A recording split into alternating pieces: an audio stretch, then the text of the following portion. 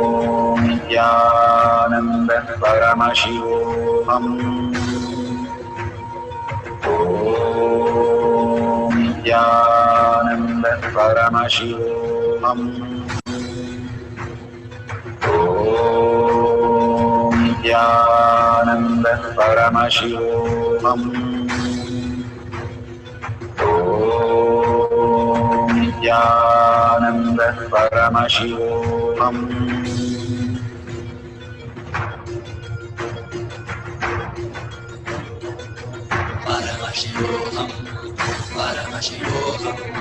Let Paramashiva's third eye manifest in all our third eyes. Let the Amrita pour, let the Varni open up, manifest in all of us.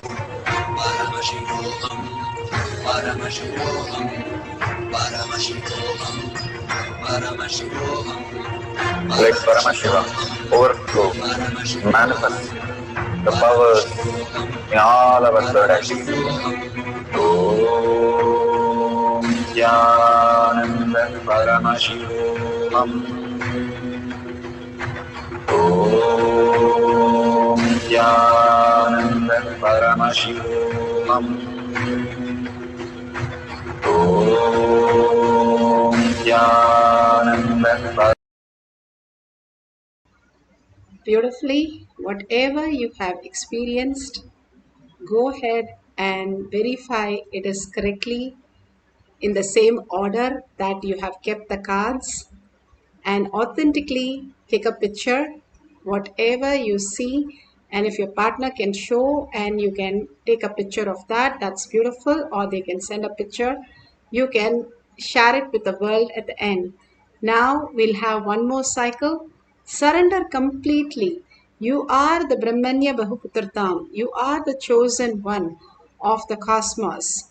Bhagavan says you are the chosen inheritant of the cosmos. That means you are the Paramashiva space who can manifest all the powers of Paramashiva, and he himself is in the courtyard waiting to see you, to create that space so that he can flow in you as Paramashiva, as consciousness. What we perceive is only the materialistic world. Get into the deep Nirvikalpa Samadhi, experiencing the oneness in your heart. Continuously hold Paramashiva in your inner space, and simply you can see your heart melting and experiencing the higher nectar, the Amrita, Bhagavan says, as your reality, manifesting all this and much more. Even a glimpse of the power, the thoughtless space, simply will take you to higher reality. Just a glimpse, few seconds, that's what Bhagavan says. In few seconds it happens. How much time it takes when somebody calls your name, that's all it takes for manifesting a power. You can simply get into that beautiful space by just chanting the Mahavakya with deep listening. We'll have one more cycle for a few more minutes. Put away your gadgets and we'll arrange the card again and manifest the power of mind reading. Paramashivoham. Om Nithyananda Paramashivoham. Om Nithyananda Paramashivoham. Om Nithyananda Paramashivoham. Om Nithyananda Paramashivoham. Om Nithyananda Paramashivoham.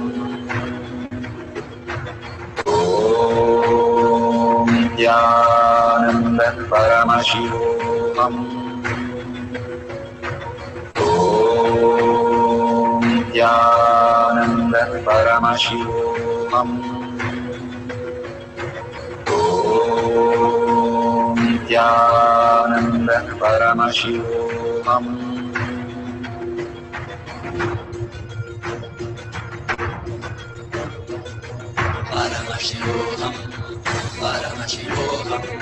Let Paramashiva's third eye manifest in all our third eyes. Let the Amrita pour. Let the Vani open up. Manifest in all of us. Paramashivoham, Paramashivoham, Paramashivoham, Paramashivoham, Let Paramashiva overflow, manifest the powers in all our third eye. Om Nithyananda Paramashivoham. Om Nithyananda Paramashivoham.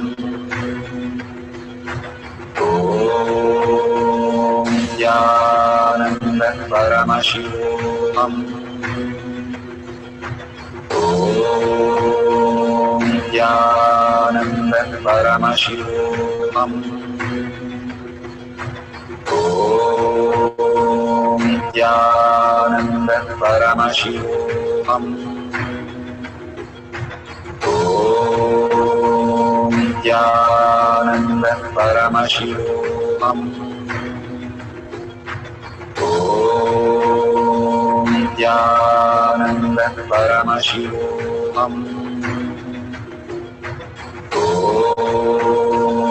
Nithyananda Paramashivoham.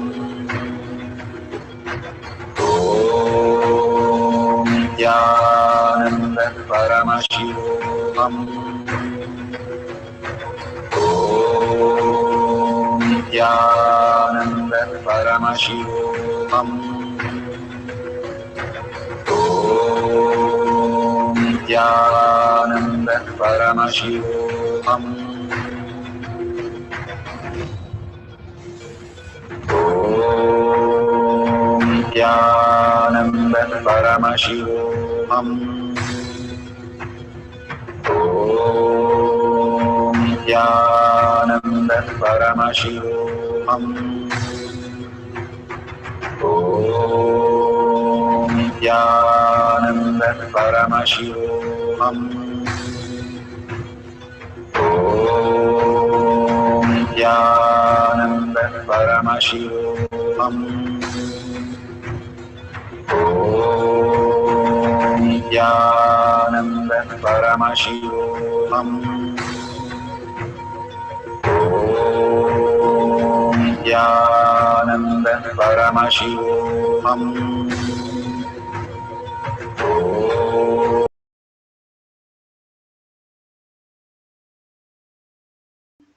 So beautiful. Whatever you have experienced, please share that in tinyurl.com/powermanifestation. Do it authentically, and all the sharing that Paramashiva is showing you is like how you take a tablet, it solves big problems. Same way, the small exercise that Bhagwan is giving, when we integrate ourselves to the detox program and all these Paramashiva yoga, Paramashiva puja, Paramashiva power manifestation, satsang, every single day like Balasans, we will raise into that superconscious space.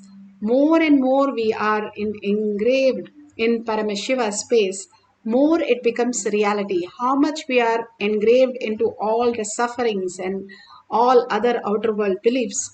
Now, if we are more and more into Paramashiva space, we will be experiencing Paramashiva as reality. So please go ahead, share this and cause others to come and experience Paramashiva as real, and to Bhagavan Satsang and all these great signs he's showering on everyone. And it takes only 5 minutes to post in your social media and share it with your friends and families, thanking Bhagavan for all this and making our life more and more blissful.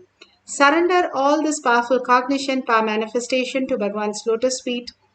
Deeply, with a deep earning, Paramashiva in my thought, word, and action, Paramashiva as my reality, holding that as a powerful cognition. Let's end this session with a Purna Mantra, thanking all of you in all the social media, collective integrity, collective consciousness to manifest the higher reality. So let's surrender to Bhagavan in deep gratitude and deep earning. Paramashiva is real as our cognition, and chant the Purna Mantra. Om पूर्णमद पूर्णमिदं पूर्णात् पूर्णमुदच्यते पूर्णस्य पूर्णमादाय पूर्णमेवावशिष्यते ॐ शान्ति शान्ति शान्तिः हरि ओम तत्सत् सर्वं भगवते श्री नित्यानंद परमशिवं पादुकार्पणमस्तु ॐ नित्यानन्दम्.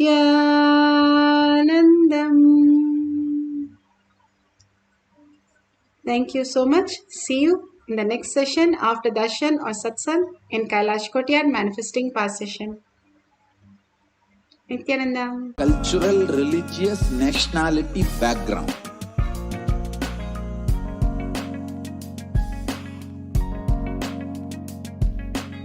You will have lowest reactionary assumptions, highest awakened response, alive response for life continuously.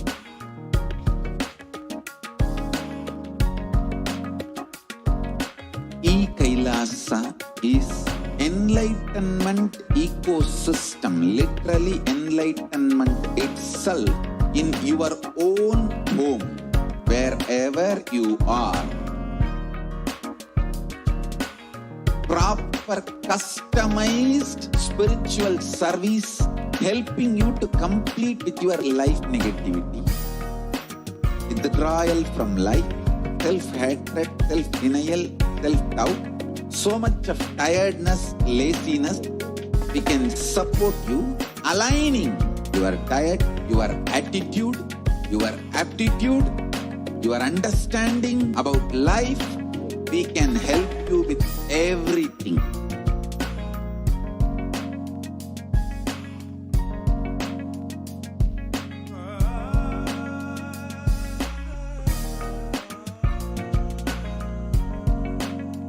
If you are interested in enlightenment, we will immediately bring this to you. If you are not interested, we will explain the whole science, inspire you and make you interested in enlightenment time. We need to cater this enlightenment science to the whole world wherever they are, because enlightenment is the birthright of all human beings. KAILASA is responsible to provide that to all human beings.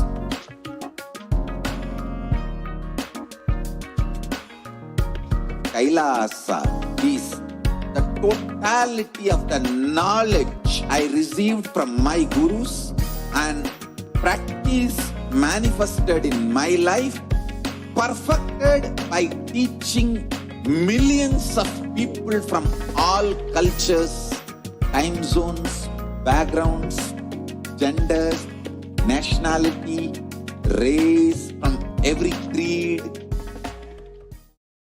Nithyanandam Paramasukadam Kevalam Jnanamurtim Dvandvatitham Gagana Sadusham Tattvamasyadilaksham Ekam Nityam Vimalamachalam Sarvadi Akshibhutam Bhavatitham Trigunarahitam Satgurum Tam Namami. Nityanandam, welcome to all the viewers who are joining us from all over the world today for this Parashakti Akashic reading program. Let us first understand who is Devi Parashakti. Devi is the ultimate pure feminine consciousness, the cosmic mother. She is Source Shakti. It is her cosmic womb, Brahmanda Yoni, from which billions and billions of universes come out and go in. Source where the Big Bang and black holes go on. Parashakti is the main deity of the sacred feminine and the divine consort of Bhagavan Paramashiva, the primordial divinity of Hinduism. And in the words of the Supreme Pontiff of Hinduism himself about the relationship with the mother, the first and foremost relationship is mother. The ability to learn, even the idea to relate, starts with the mother. Mother is too important way to connect with what you think as life. In the Vedic tradition, our rishis were aware your ability to connect with mother should be directed towards the cosmos. It should inspire you. It should awaken your higher consciousness. Connecting with life as mother is the most sweetest, most easiest task.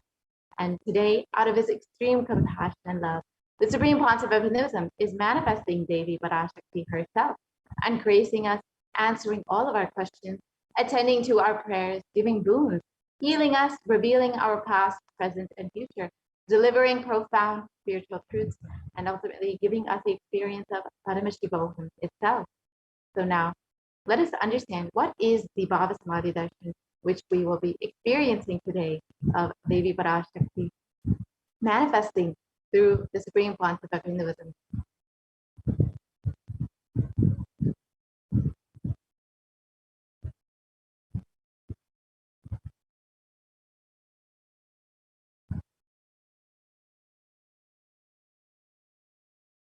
Sama is oneness, and Adi means source. So Samadhi means one with the source.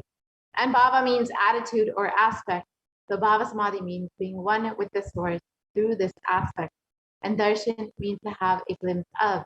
In the Vedic tradition, it is used to describe the moment we behold a deity, an avatar, a saint, or an enlightened being, as just seeing such a being can cleanse the karmas of lifetime and leave a deep, lasting transformation in the receiver. Darshan is the powerful, superconscious vibration that is present around an avatar at all times. He simply radiates darshan just as the sun continuously radiates light. The auspicious moment when the receiver is able to catch it becomes a moment of darshan for you, raising you to the next level of superconscious breakthrough, like hitting the reset button on your very being.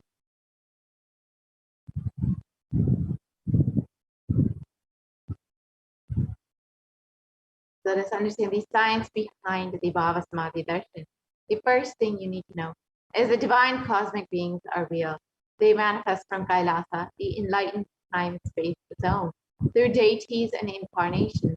And divine cosmic beings manifest through the Archavatara, the deities in temples, and through the Bhava Samadhi Darshan in the Nijavatara, the incarnation.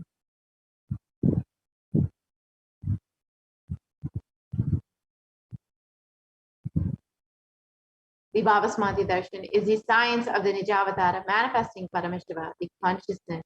It is where formless, the being of Paramashiva, expresses through the Divya Sharira, the light body, and manifests as the Nijavatara, the physical form, the embodied form for us to experience Paramashiva.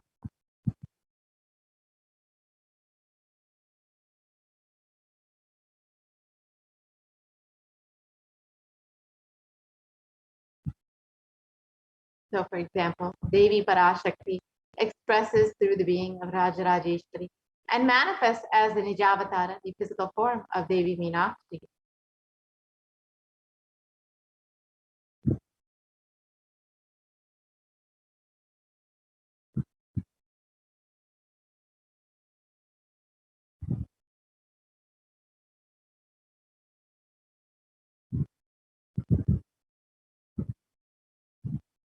In the Archavatara, the deity reflects the consciousness and manifestation being of the superconscious energy.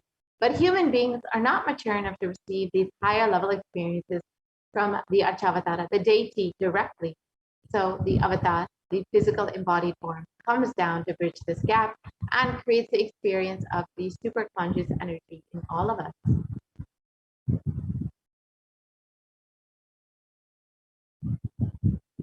The Bhava Samadhi Darshan awakens your Kundalini Shakti, which is the latent potential energy in every human being.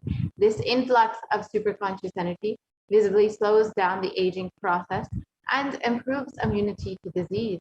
And during the Darshan, the whole brain comes alive, turning into a superconductor of conscious energies that heals, empowers, and transforms our lives. And during the Bhava Samadhi Darshan, our neurons mirror that of the avatar.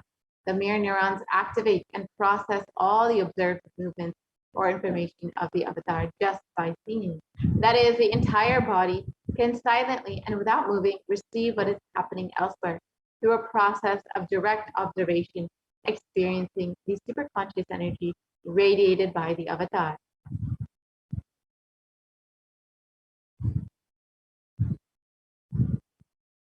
The Akashic readings are not predictions, they are readings from the cosmic archive.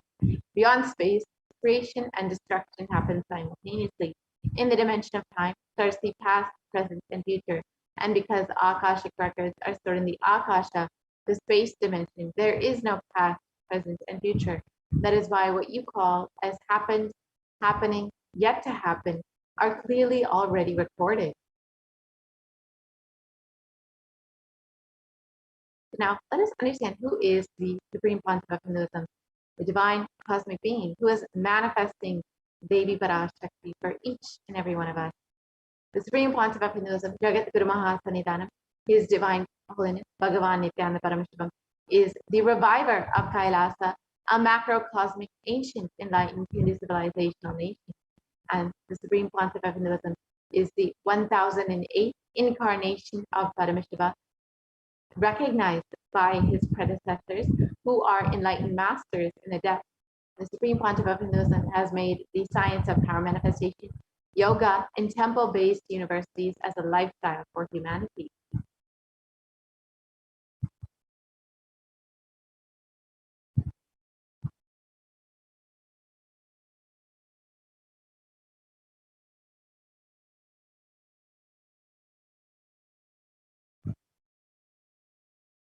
The Supreme Pontiff of Hinduism is the present 293rd Jagat Guru Mahasanidanam of the KAILASA Shamala Pita Satvetya Pitam.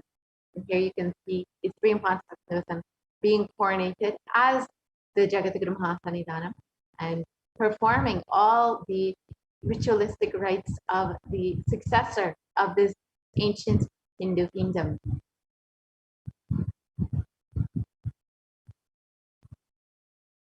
And here you can see the Supreme Pontiff of Hinduism visiting the various temples and monasteries under the KAILASA Shamala Pita Satvetya Pitam, reviving them back to their glory and restoring the structures, restoring the initiatives and activities happening in these temples, the rituals, and reviving them back to their glory.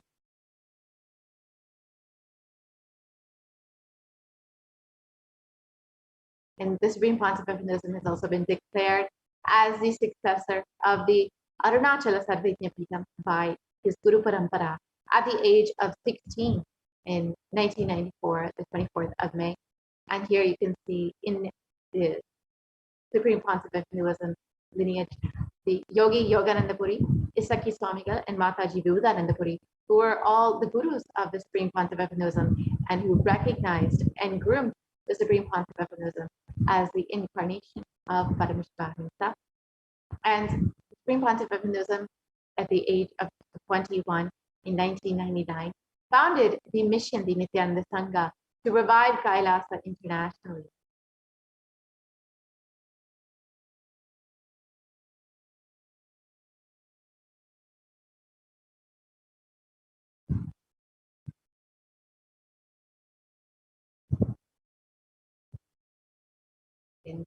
In 2002, on the 4th of November, at the age of 24, the Supreme Pontiff of Hinduism founded the Adi Kailasha Sarvajna Pitam.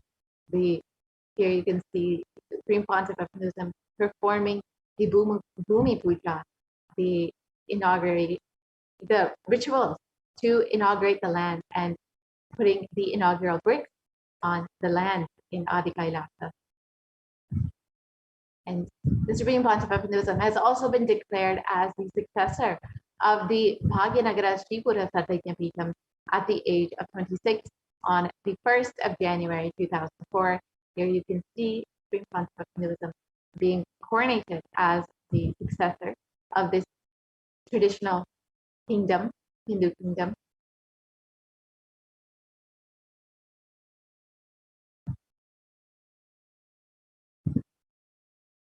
And the Supreme Pontiff of Hinduism has also been declared as the incumbent emperor of the Suryavamshi Sangi Samrajyam of the Suryavamshi lineage at the age of 26 on the 31st of December 2004. Here you can see Supreme Pontiff of Hinduism coronated as the successor of this kingdom.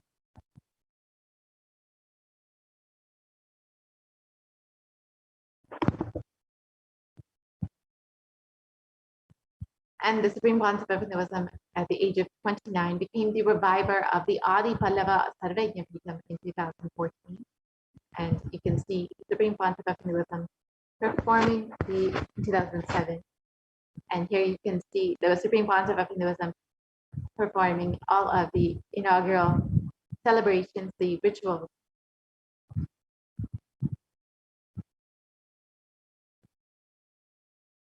And the Supreme Pontiff of Hinduism has also been coronated as the successor of the Kashi Sarvajna Peetham at the age of 30 in 2008. And here you can see the Supreme Pontiff of Hinduism visiting this Sarvajna Peetham, this ancient kingdom in Varanasi.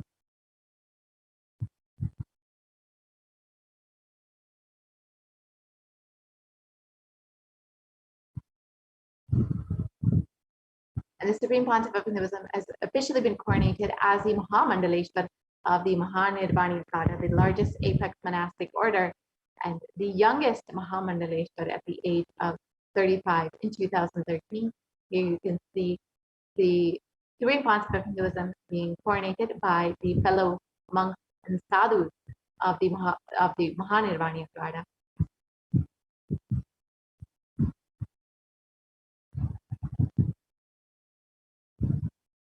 The Supreme Pontiff of Hinduism has also been declared as the Acharya Mahamandaleshwar of the Atalakada.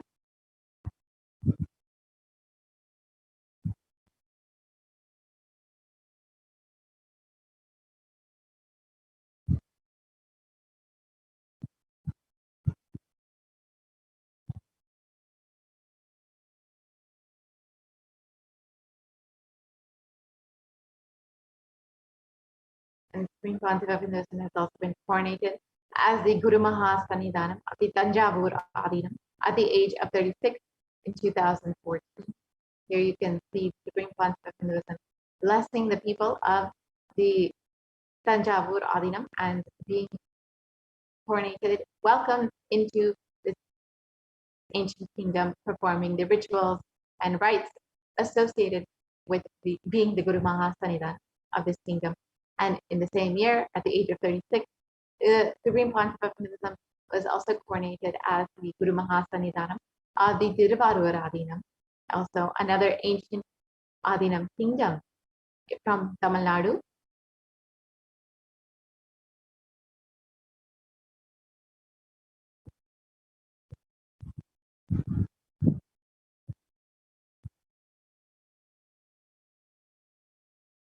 And in the same year, at the age of 36 again, was also the Supreme Pontiff of Hinduism was also coronated as the Guru Mahasannidhanam of the Vedaranyam Adinam, another kingdom, ancient kingdom in Tamil Nadu.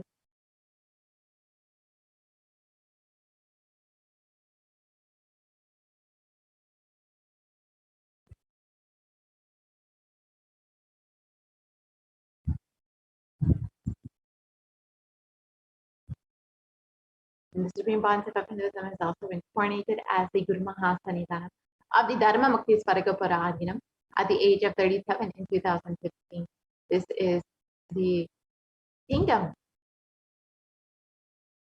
first started by Bhagavan Mahaganapati, initiated by Bhagavan Paramashivoham himself, and now has been passed down to the 1008th incarnation of Paramashivoham himself, the Supreme Pontiff of Hinduism. And the Supreme Pontiff of Hinduism has also been coronated as the Guru Mahasannidhanam of the Adi Pita Kolladamat at the age of 37 in 2015. And here you can see the Supreme Pontiff of Hinduism being coronated and all the rituals and rites being performed.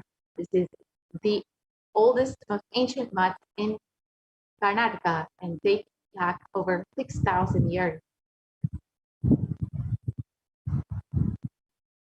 The Supreme Pontiff of Hinduism has also been elected as the Supreme Pontiff of Hinduism by a congregation of over 1,000 Hindu pontiffs or leaders at the age of 36 in 2014. And here you can see the Supreme Pontiff of Hinduism being recognized and coronated by various Hindu leaders and dignitaries, sadhus, gurus, and many more who recognize the Supreme Pontiff of Hinduism as the incarnation of Paramashiva himself.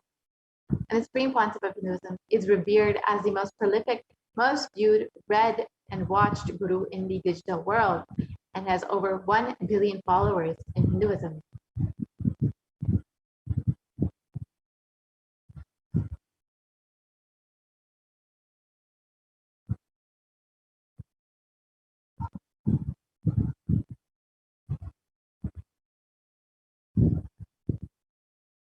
And KAILASA is the world's greatest digital Hindu nation with over 1 billion views. And you can connect with KAILASA on various Facebook pages, over 1,100, and over 50 websites, over 102 Instagram channels, 70 initiatives, 458 YouTube channels, and 128 Twitter accounts. You can connect via various social media platforms, and constantly stay in touch and experience the teachings of the Supreme Pontiff of Hinduism. And over the last 27 years, the Supreme Pontiff of Hinduism has contributed relentless humanitarian services and through various initiatives, including free vegetarian food banks, medical services, natural disaster relief, women empowerment initiatives, conflict resolution and peace initiatives, sustainable Hindu practices through various international agencies and organizations. And the Supreme Pontiff of Hinduism has also authored over 300 books and 10,000 articles in 3 languages, English, Tamil, and Sanskrit, which have been translated into 50 languages with over 1,000 titles. Here you can just see a few of the books that are freely available online for anyone to enjoy, download, and read. And here you can just see a few of them in English and French, and here in some in Tamil and Spanish.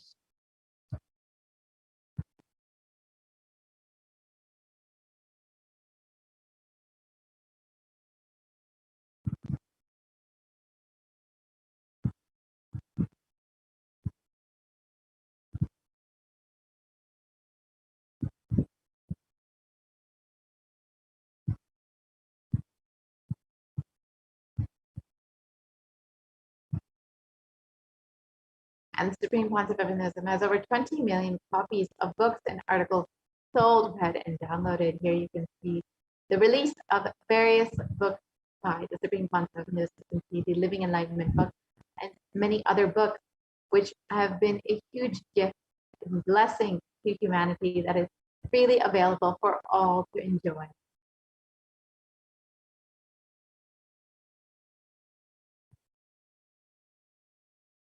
And the Supreme Pontiff of Hinduism has also established the largest Hindu library with over 1 million books, 1 million palm leaf scriptures, and over 20 million digital books, each also freely available for anyone who wants to research, learn, and study Hinduism.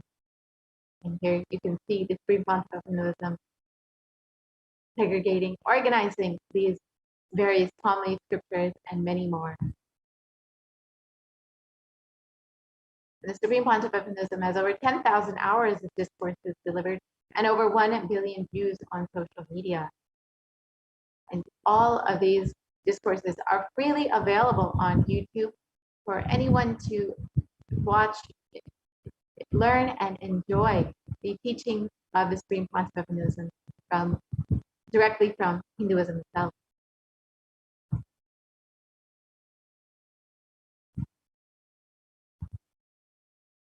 And the Supreme Pontiff of Hinduism is also respected as the foremost commentator of all the sacred scriptures, including the Upanishads, the Bhagavad Gita, the Shiva Sutras, the Yoga Sutras, the Ashtavakra Gita, the Jain Sutras, and many more. And all of these commentaries are freely available on YouTube for you to enjoy, understand these sacred secrets from our scriptures that are made easily accessible to everyone in modern day. And Supreme Pontiff of Hinduism is honored as the leader of Hinduism, the most awarded, internationally recognized Hindu leader, and has been most recently recognized by the California State Senate, the US Senate, and many US congressmen who have recognized the tireless contributions of the Supreme Pontiff of Hinduism over the last 27 years in various fields across the globe and across the US. and the Supreme Pontiff of Hinduism, is acclaimed as one of the top 100 spiritually influential living personalities by Watkins Mind, Body, Spirit magazine.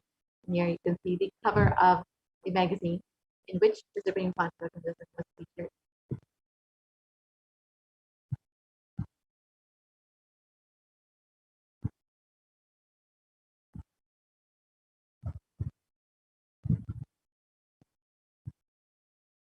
And the Supreme Pontiff of Hinduism is the reviver of the Sovereign Order of KAILASA, led by the Supreme Pontiff of Hinduism and the Nithyananda Order of monks, nuns, and the Hindu diaspora worldwide, who are working for global peace and to give superconscious breakthrough to humanity.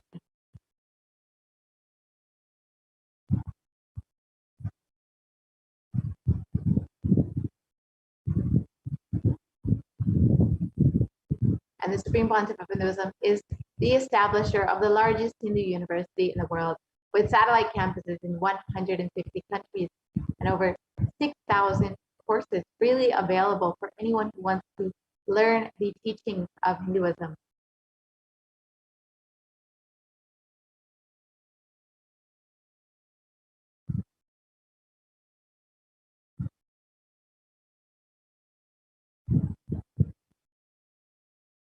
And the Supreme Pontiff of Hinduism is also the establisher of 1,000 plus KAILASA Enlightenment ecosystems, which span across six continents and countries, various countries across the globe, to enrich more and more people and to bring this science of enlightenment to everyone across the globe.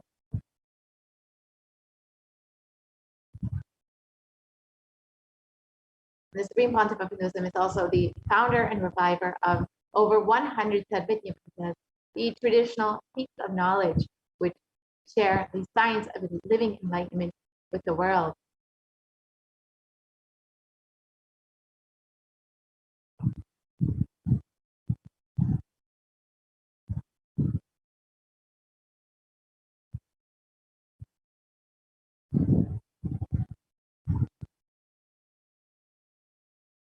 Now, let us enter into, now that we've understood who is the Supreme Pontiff of Hinduism, who is manifesting Devi Parashakti, let us enter into the next segment where we will get to witness the demonstration of the extraordinary powers, the extraordinary Shaktis of Paramashiva, as demonstrated by the initiated disciples of the Supreme Pontiff of Hinduism. But first, let us understand the science of Diksha, the science of initiation, the avatar.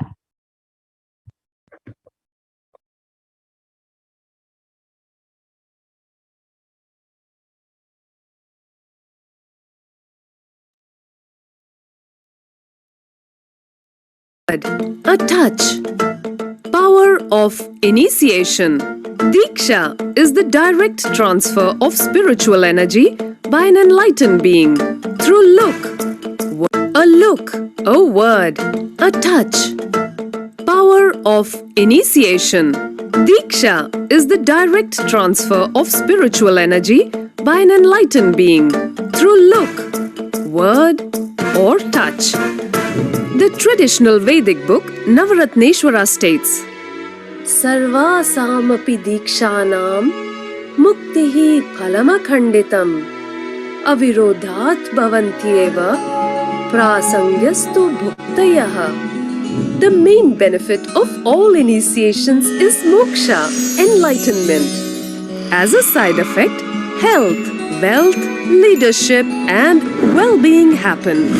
And in Rudrayamala Tantra, Shiva says, Devi diksha vihinasya na siddhihi na cha sadgatihi tasmat sarva prayatnena guruna dikshito bhavet. The one who is not initiated does not attain liberation nor a better future.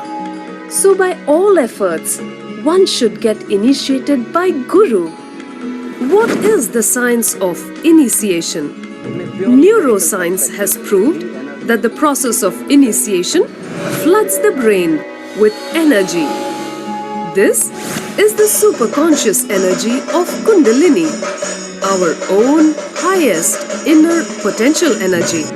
As the Kundalini flows from the thalamus to the cortex, it sets up a powerful energy loop within the brain, which awakens the latent non-mechanical parts which we have never used before.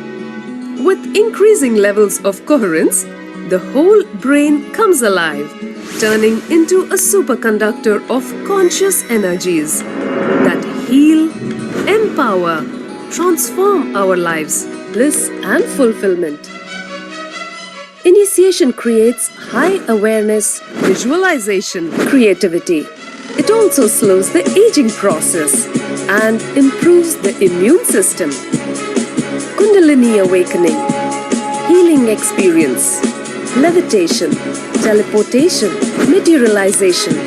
Experience the power of initiation through a range of exclusive programs conducted at the ashram.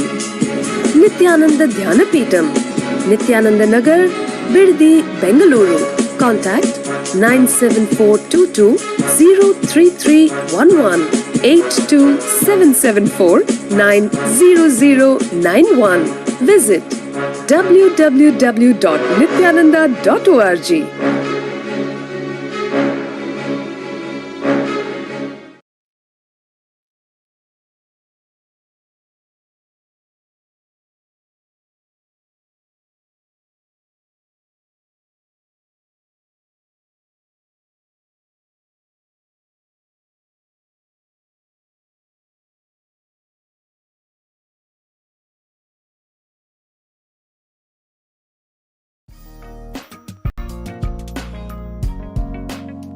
We get you health.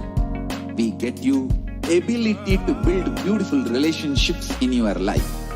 We get you direct spiritual support, and we make sure you become wealthy.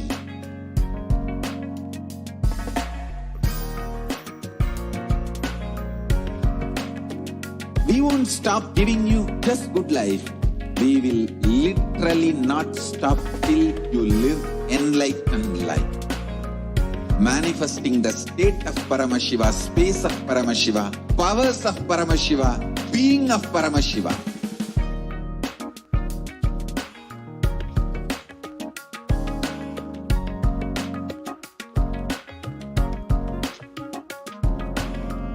Whole world should become KAILAShians.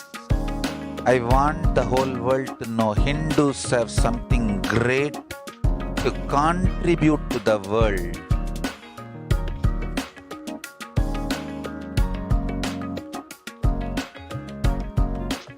We have something great to contribute to the world. Let us do that.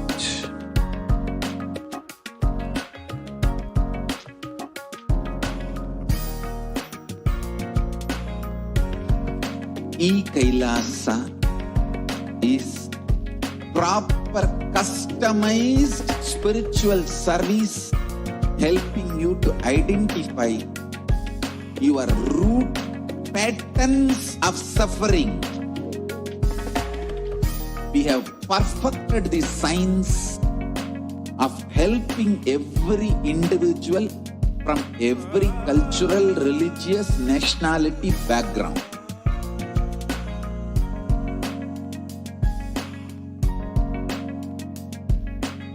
You will have lowest reactionary assumptions, highest awakened response, alive response for life continuously.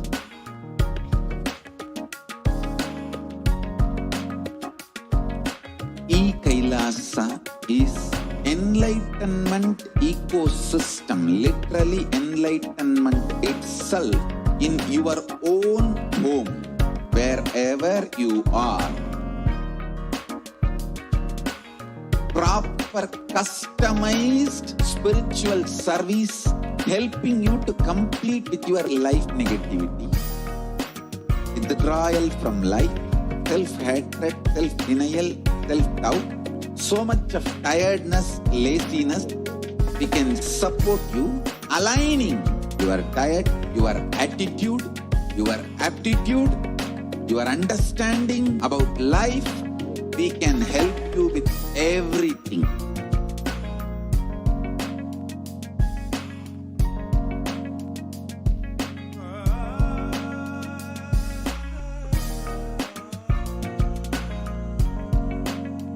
If you are interested in enlightenment, we will immediately bring this to you. If you are not interested, we will explain the whole science, inspire you and make you interested in enlightenment time. We need to cater this enlightenment science to the whole world wherever they are, because enlightenment is the birthright of all human beings. KAILASA is responsible to provide that to all human beings.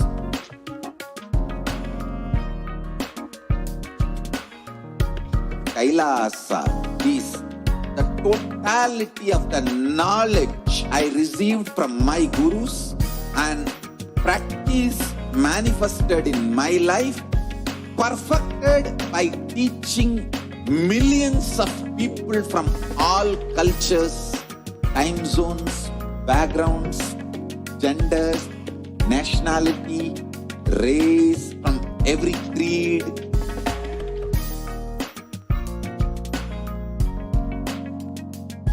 So this absolutely perfected knowledge available to you, served to you in your home without even you moving out of your couch, free of cost.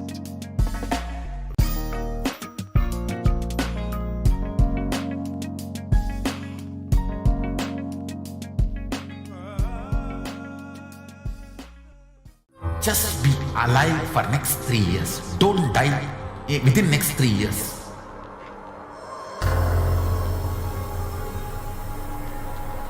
Just don't die within next 3 years. Be alive. Somehow be alive. I'm working sincerely. I will reach you somehow. Somehow I will reach you. It's my commitment to humanity.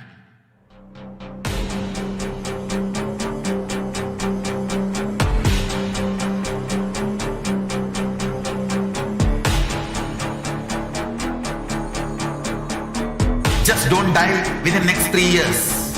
I will reach you wherever you are, whichever corner of the world you may be. I will reach you with enlightenment. You manifesting the space, state, powers, being Paramashivoham. It is possible, and it is possible for you.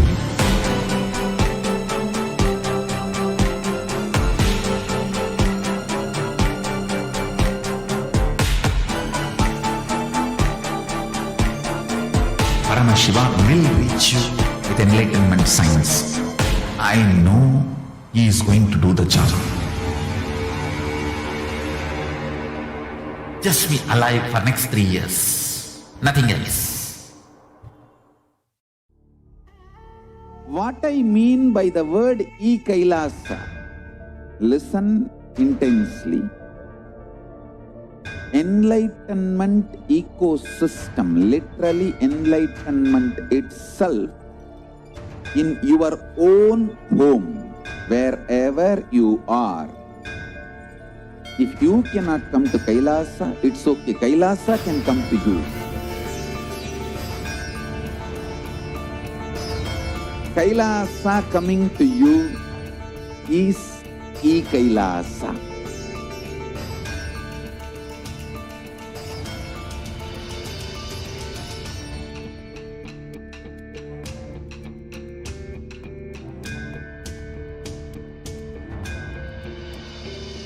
I will revive Hinduism. I am a Hindu revivalist, not by any revolution, but by evolution.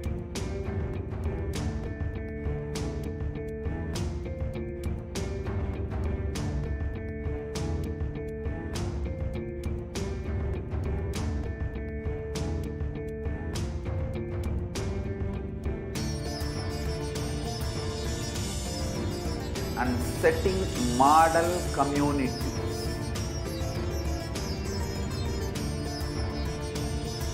KAILASA's enlightenment ecosystems, Sarvanya Peethas all over the world.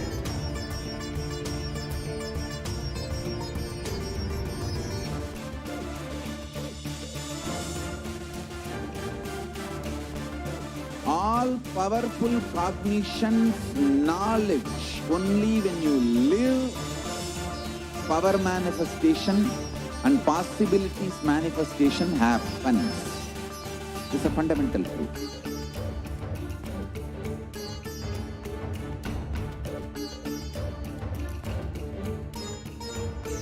Hinduism cannot live exclusively as one sampradaya. No. All sampradayas of Hinduism is an ecosystem.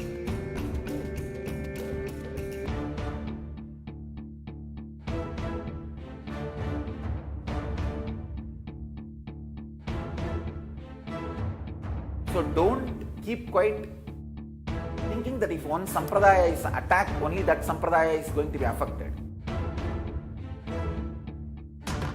All of us are ecosystems.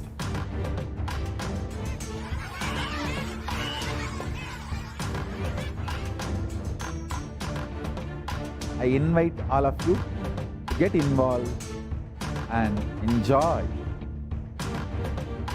Hinduism by the principle of Dharmo Rakshati Rakshitaha. When you protect Dharma, Dharma protects you. We will make the whole planet flourish spiritually.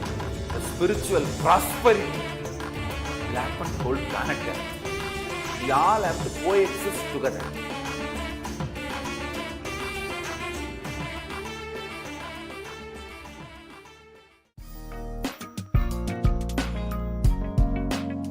We get you health. We get you ability to build beautiful relationships in your life. We get you direct spiritual support, and we make sure you become wealthy.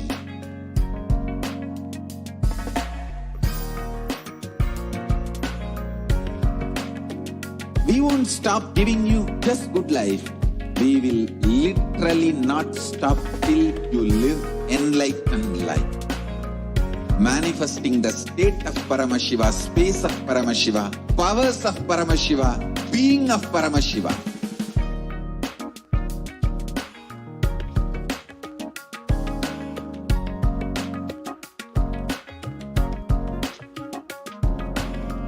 Whole world should become KAILAShians. I want the whole world to know Hindus have something great to contribute to the world.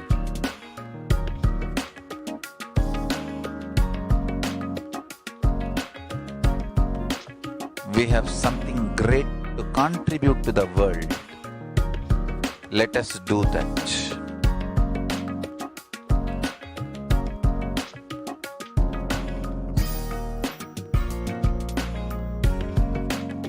KAILASA is proper customized spiritual service helping you to identify your root patterns of suffering. We have perfected the science of helping every individual from every cultural, religious, nationality background.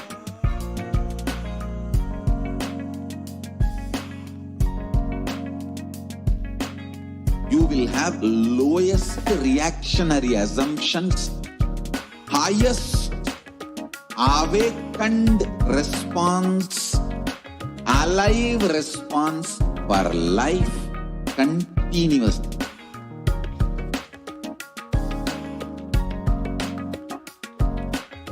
KAILASA is enlightenment ecosystem, literally enlightenment itself in your own home, wherever you are.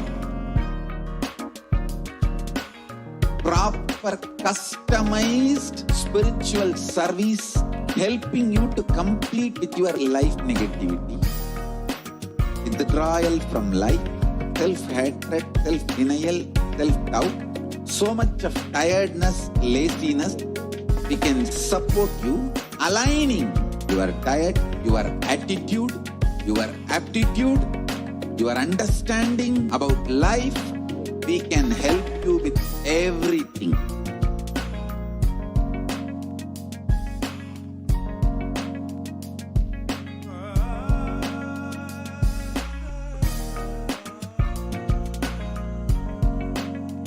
If you are interested in enlightenment, we will immediately bring this to you.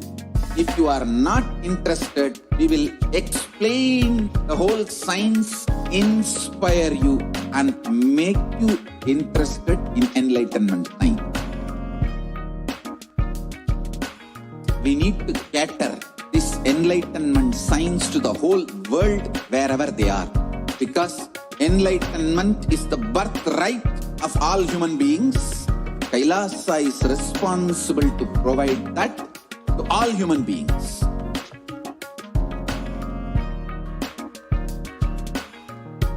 KAILASA is the totality of the knowledge I received from my gurus and practice manifested in my life, perfected by teaching millions of people from all cultures, time zones, backgrounds, genders, nationality, race, from every creed.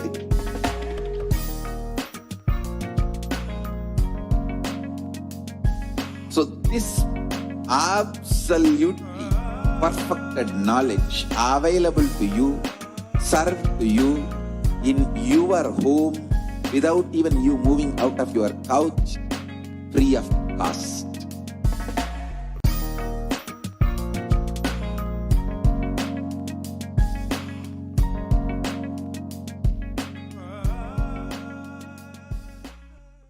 Just be alive for next 3 years. Don't die within next 3 years.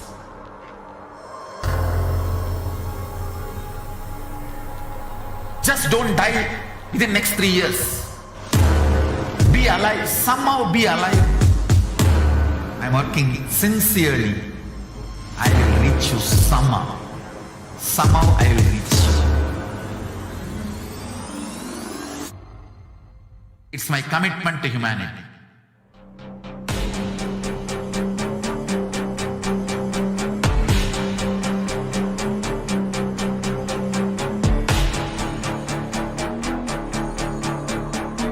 Just don't die within next 3 years. I will reach you wherever you are, whichever corner of the world you may be. I will reach you with enlightenment. You manifesting the space, state, powers, being Paramashivoham. It is possible, and it is possible for you.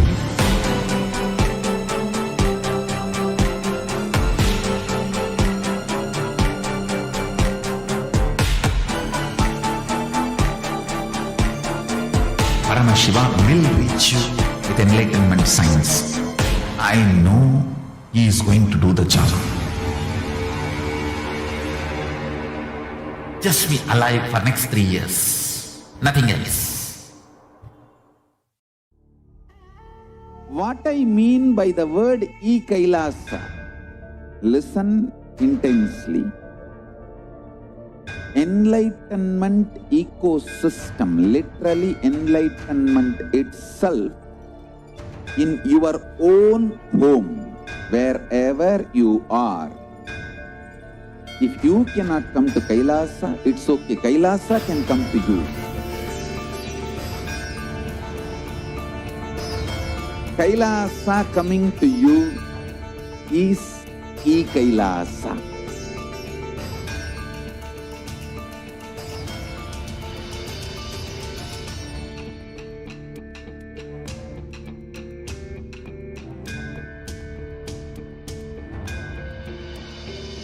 I will revive Hinduism. I am a Hindu revivalist, not by any revolution, but by evolution.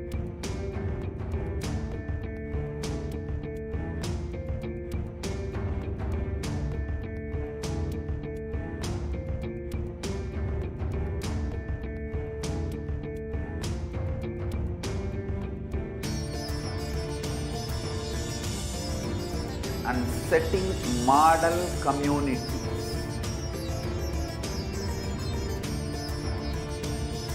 KAILASA, Enlightenment ecosystems, Sarvanya Pitas all over the world.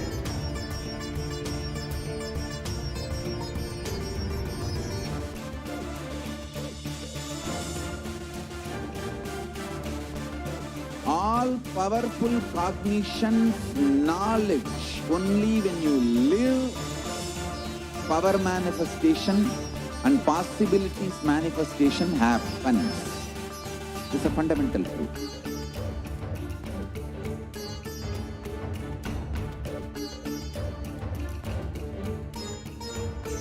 Hinduism cannot live exclusively as one sampradaya. No. All sampradayas of Hinduism is an ecosystem.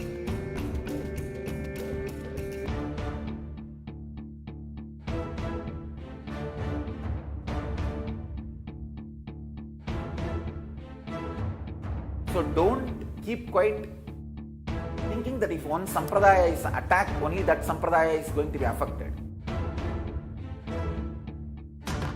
All of us are ecosystems.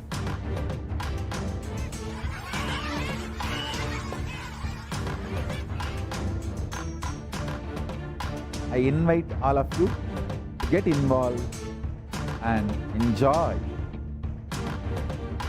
Hinduism by the principle of Dharmo Rakshati Rakshitaha. When you protect Dharma, Dharma protects you. We will make the whole planet flourish spiritually. The spiritual prosperity will happen to the whole planet. We all have to coexist together.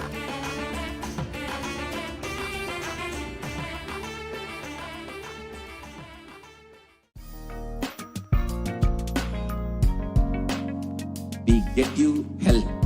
We get you ability to build beautiful relationships in your life.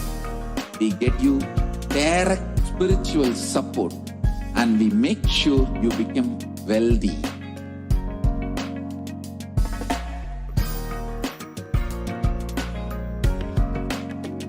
We won't stop giving you just good life. We will literally not stop till you live enlightened life. Manifesting the state of Paramashiva, space of Paramashiva, powers of Paramashiva, being of Paramashiva.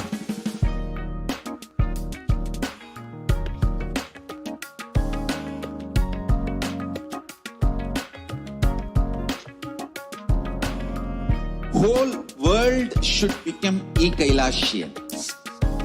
I want the whole world to know Hindus have something great to contribute to the world.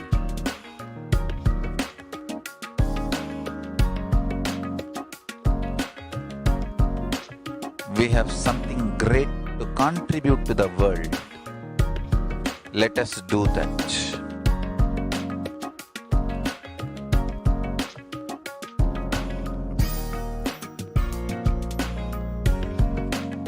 KAILASA is proper customized spiritual service helping you to identify your root patterns of suffering.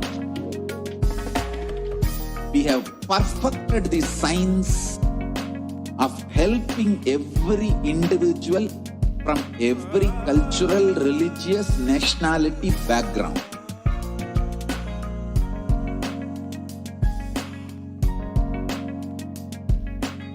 You will have lowest reactionary assumptions, highest awakened response, alive response for life continuously.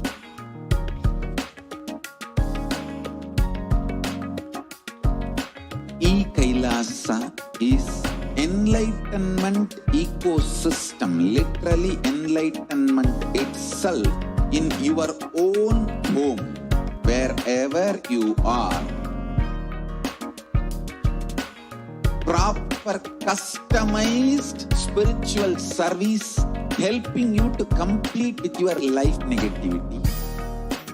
Withdrawal from life, self-hatred, self-denial, self-doubt, so much of tiredness, laziness, we can support you, aligning your diet, your attitude, your aptitude, your understanding about life. We can help you with everything.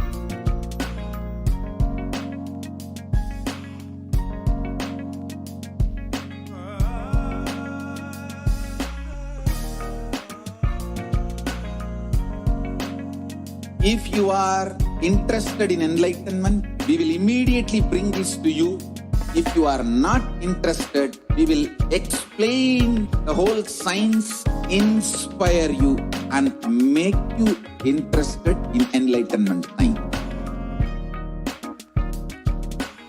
We need to cater this enlightenment science to the whole world wherever they are, because enlightenment is the birthright of all human beings. Kailasa is responsible to provide that to all human beings.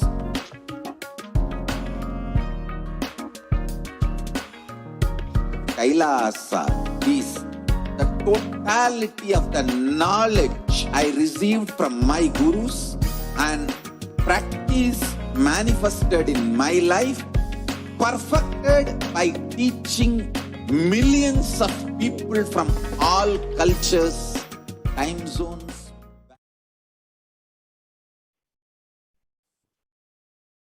Nithyananda, we welcome each and every one of you that have tuned in with us for this beautiful program, a journey to experience the divine and awaken the super consciousness in you.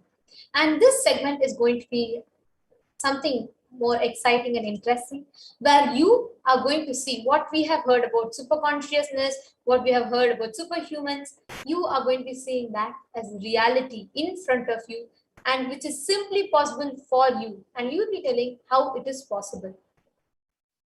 Paramashiva, the primordial divinity in Hinduism, has revealed 463 plus powers that can be manifested through a human body.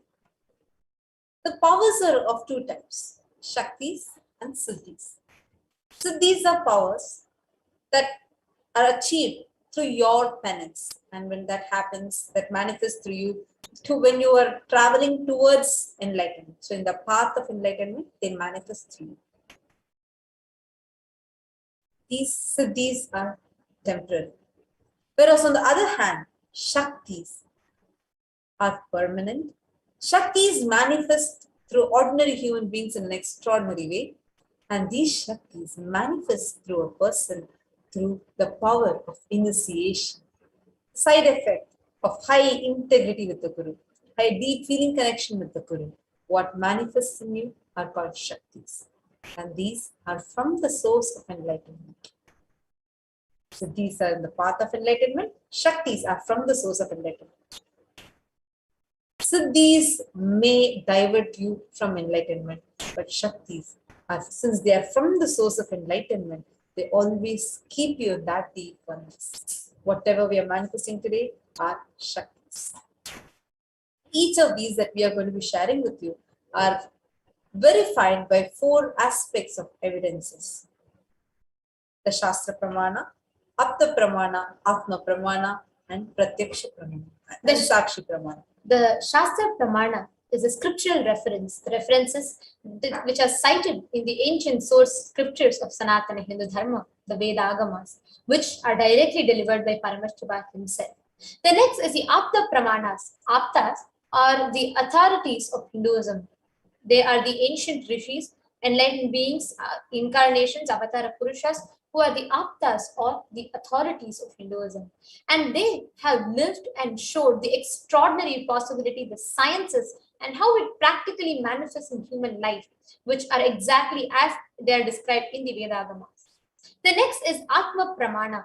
Atma Pramanas are the accounts and incidents from the life of the Avatar, the Supreme Pontiff of Hinduism, where Swamiji has beautifully manifested, lived, and showed to humanity the authenticity of what exactly is revealed in the ancient scriptures of Sanatana Hindu Dharma.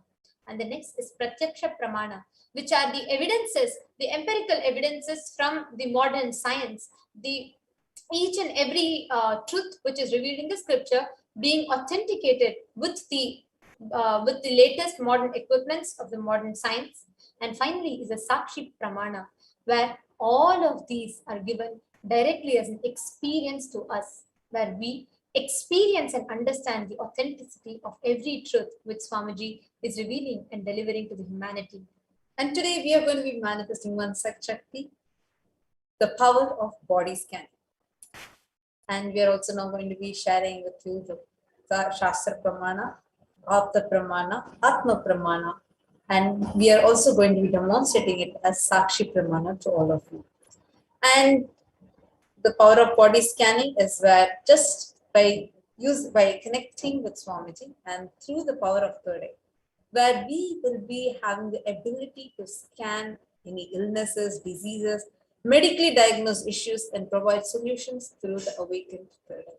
And anybody, no matter where you are, and if you're here for the first time and you're just trying to understand what all of these are, whichever zone you are from and whichever walk of life you are from, you can feel free to post a comment in the KAILASA's HDH Nithyananda YouTube channel. We are live and you can just post a comment under this live video right now, and we will be connecting to you and manifesting this power of body scanning, where we will be connecting to Swamiji through our third eye. We will be scanning you, and Swamiji will be revealing to us what exactly is the issue in your body, and we will be sharing that with you. You need not tell with us, you need not share with us what your issues are or anything. You can just tell us that you can just give your consent to us, and we will be scanning you, and you can verify it to us, and we will also be sharing with you the solution that Swamiji is revealing in our third eye. But before we enter into that, would like to remind all the viewers that this power of body scanning is no way equivalent or no way a substitute for medical diagnosis or a proper visit to the doctor. This is no way anything equivalent to that. And before you apply any of these solutions, you can always consult your physician, your doctor, and you can take their advices. This whole power is purely a conscious practice where the super consciousness, the divinity, the ultimate manifests through us and gives us the experience and ability to scan one's body and reveal the solutions. So you all can comment in the YouTube live video if you want to experience this body scanning. We'll be manifesting this for you. And now we are going to be chanting the Shastra Pramana first. Swadehe jagato vape sukshma sukshma tarani cha tatvani yani nilayam dhyattvante vyajyate para.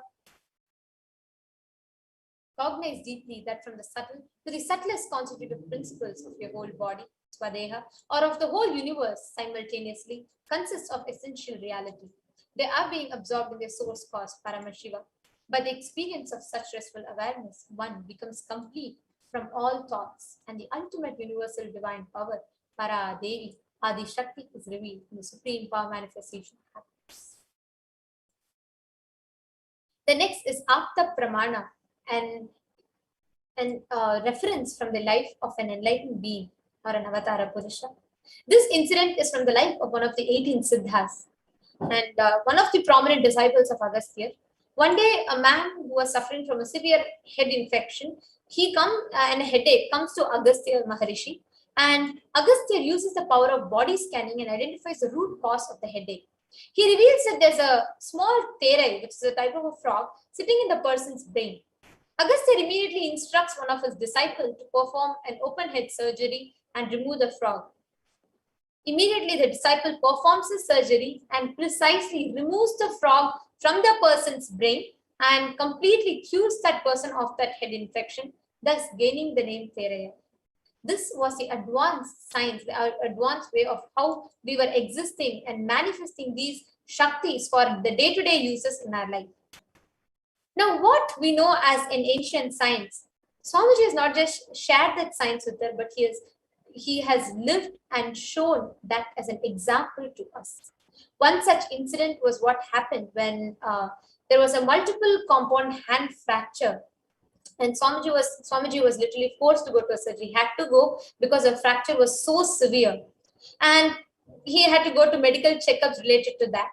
At that time, when Swamiji had to go through the surgery, Swamiji went through the whole surgery without taking a single anesthesia. Not just that, Swamiji shocked the whole medical world with complete no pain. Not just that much, Swamiji was completely conscious throughout that whole process, surgical procedure, and Swamiji was in fact delivering the profound truths of how to live life, how pain is a lie, and how to go beyond pain to all the disciples present around during the whole surgery process. And this baffled the whole medical science and all the doctors that were present. And Swamiji, as an avatar, showed to each of us how we can surpass pain and how we can manifest these extraordinary powers in our day-to-day life. And today we have thousands of people, so many doctors, scientists, and so many common men who are manifesting these extraordinary Shaktis and benefiting from that in their day-to-day life.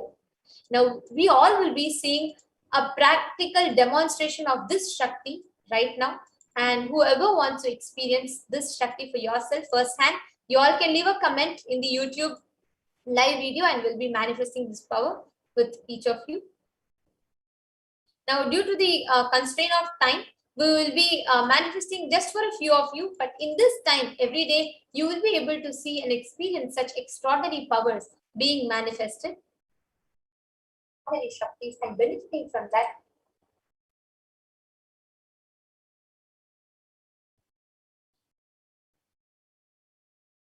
All right.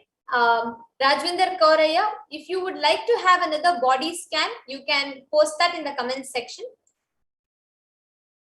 And we have Sean Sharkiaya and we have Mashan Bhagavali Reddy and so many of you who have commented. And you all can comment. If any of you who want to experience body scanning, you all can request and give your consent here.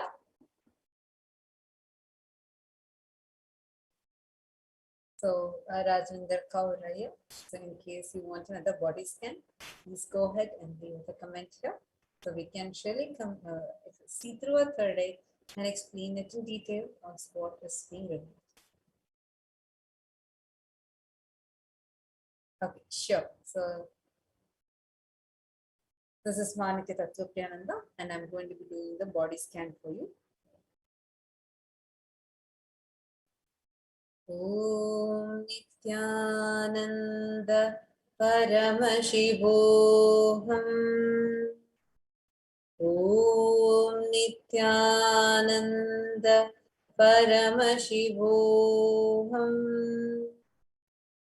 Om Nithyananda Paramashivoham. Om Nithyananda Paramashivoham. Om Nithyananda Paramashivoham.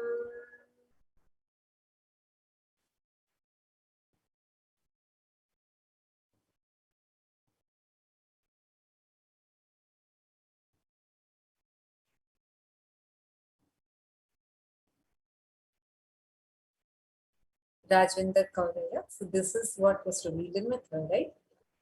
First thing is you have lactose intolerance, meaning if you drink any of the dairy products, you have immediate reaction in your body. You will first see it as a discomfort happening in your stomach. Sometimes it might even result in slight acidity, but most often it's only like a slight abdominal pain or your stomach suddenly feels bloated. So you have lactose intolerance, meaning you will not be able to consume any dairy products. So that meaning if you consume it, your body will have an allergic reaction. Second thing I saw is you have a deficiency in a nutrient which is causing you where your stomach will swell up more. You'll always feel your stomach is more heavier, whereas in the other parts of the body, especially in the upper portion of your body, you will lose more weight, but your stomach alone will start swelling more. You'll very often feel either bloated or a lot of discomfort happens in your stomach.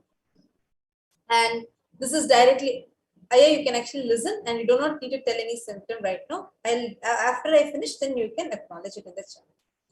And this is directly related to you not being able to cognize things. If you see, you will find it very difficult to remember things sequentially, meaning anything that had happened, you might remember the details. If somebody reminds you, you might remember the sequence, but you will suddenly feel like a lot of confusion, like a lot of things are running.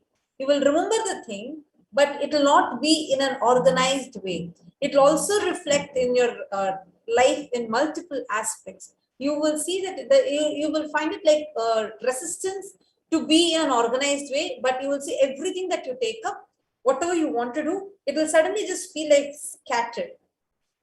You will have the intelligence, you will have the knowledge how to do it, but you will find yourself scattered. This is because the brain is directly connected to the gut, and because the gut is not able to process all the nutrients, there is a lack of one like a chromosome that is supposed to be processing, that is supposed to help you process a particular type of protein, which is having a small miss in the shape, because of which the proteins when you eat, specifically if you see, whenever you eat any protein rich food, like pulses, like any kind of pulse, dal, beans, you will find it extremely difficult for your body to process it. You might experience some constipation. You might experience that sudden tiredness that will happen. Your body will require more energy to process certain proteins. So because of this, because the gut is not able to process these things, these foods properly, this is also reflecting as a kind of a fogginess in the brain, where your brain is not able to cognize everything that's happening like in a very organized way. So because of which you will find yourself disorganized in multiple places. This is the first thing. Second, this is also causing some issues in yourself, like where you have a lot of self-doubt on yourself. It's like a conflicting idea that you carry about yourself. One side you feel you are highly, like you have the ability, you have like you are a very intelligent person, you can do it. But on the other side, you're not having the confidence to do it because of these things that's happening in your system, which is reflecting your brain. But you feel you're put, instead of seeing it's a physical problem, you're putting that as a blame on your own self. And when you're blaming yourself, you're putting yourself more down. And because of this, it is also starting to affect there's a lot of mood swings that are happening and a lot of hormones that are being secreted. If you would have observed, in the last 1.5 years, the tiredness in your body has increased, because of which you will feel like you want to go and rest more often. You will see yourself being very often like just distracted with things, and you will see this very clearly from the last 1.5 years. The root problem for this is in your gut. Your gut needs, the whole Jataragni needs to be reignited. So once that happens, in 21 days of your gut getting the balance, 21 days, this whole protein digestion problem will get resolved. Swamiji is showing in my third eye for you to do Surya Namaskar. That Surya Namaskar can directly help you in this. And take the and you should also be doing the Punnangani Kirai, the process that Swamiji gave, where taking the Punnangani Kirai and putting it in your upper palate and nicely rubbing it and vomiting out all the pitta that is there in your system. So if you do this, this will directly help you to cleanse your gut and get the balance first inside your system. This will directly reflect in first a clarity inside you, and moment the clarity starts coming inside you, there are few relationships that are broken because of your inability to handle them. You feel love, at the same time you also feel frustration, which is there inside you, which you reflect in your relationships. That will also be healed. So this is what was revealed in my third eye. Rajinder Kaur, you can now acknowledge how much you were able to relate with this scan. Ma Zen Kia was also posted a message saying, I want a scan. I feel not very well today. I feel dry and heat in my body and little headache. I don't know if I have fever or not, just not feeling very well. Ma Zen Kia, I'll do a quick scan for you. No? And Rajvinder Koraya, you can get back to us in the comment section and you can share with us how much you were able to relate to. And if you could just acknowledge and so that we can be sure that you have heard the scan. And Ma Zenkyo, please do stay tuned in the comment section, and Ma Nitya Tattvapriyananda will be scanning and now she'll be sharing it.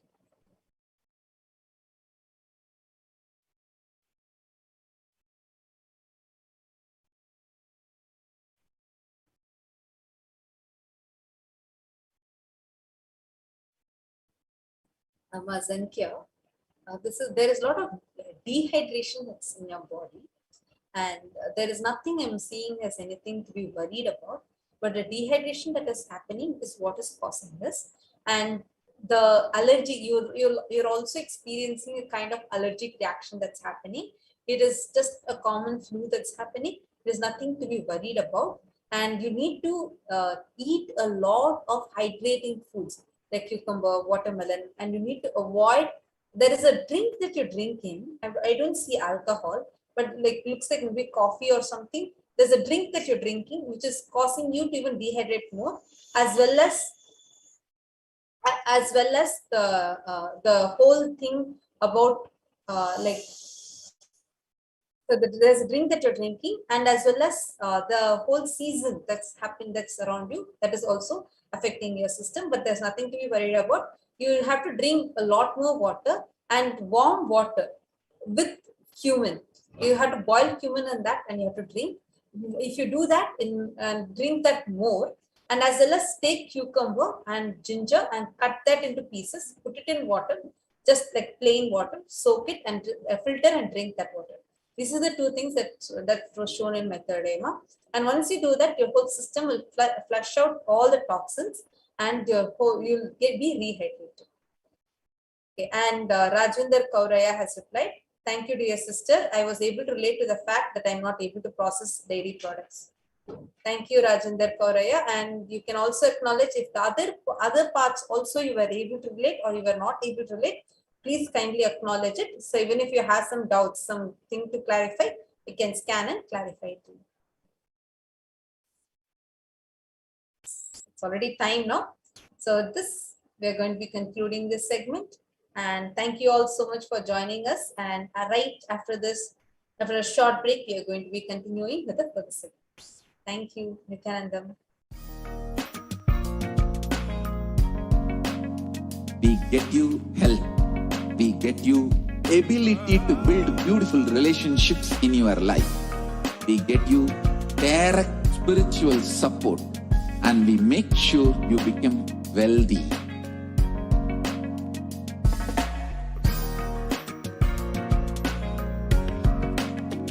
We won't stop giving you just good life. We will literally not stop till you live enlightened life. Manifesting the state of Paramashiva, space of Paramashiva, powers of Paramashiva, being of Paramashiva.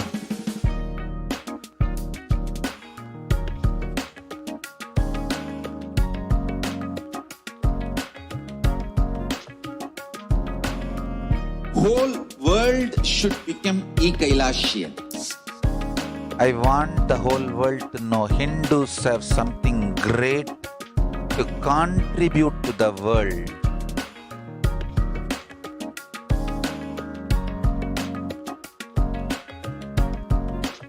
We have something great to contribute to the world. Let us do that.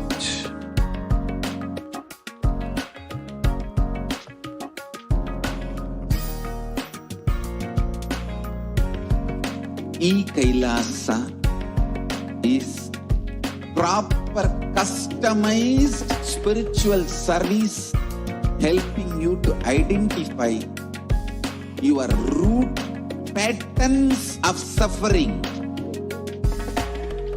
We have perfected the science of helping every individual from every cultural, religious, nationality background.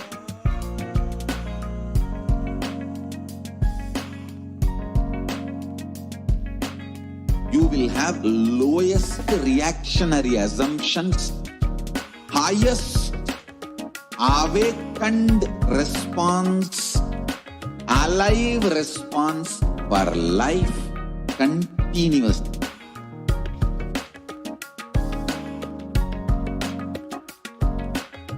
KAILASA is enlightenment ecosystem, literally enlightenment itself in your own home, wherever you are.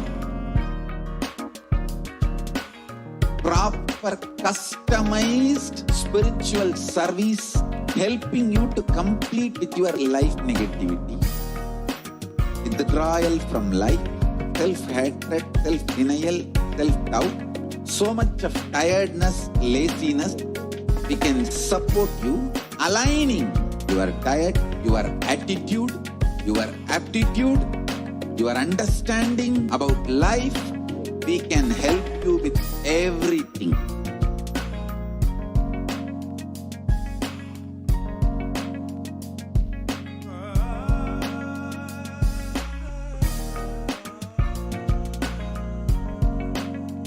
If you are interested in enlightenment, we will immediately bring this to you.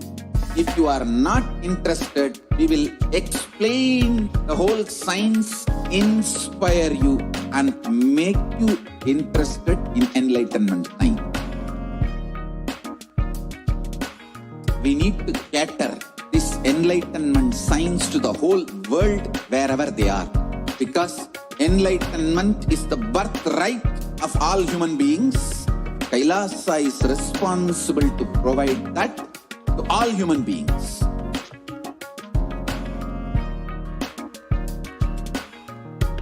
KAILASA is the totality of the knowledge I received from my gurus and practice manifested in my life, perfected by teaching millions of people from all cultures, time zones, backgrounds, genders, nationality, race, from every creed.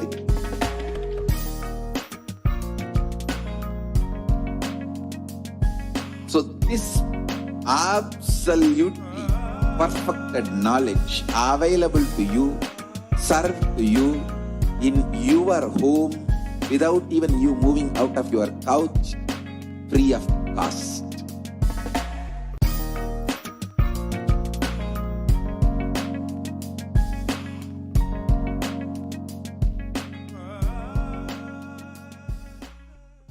Just be alive for next 3 years. Don't die within next 3 years.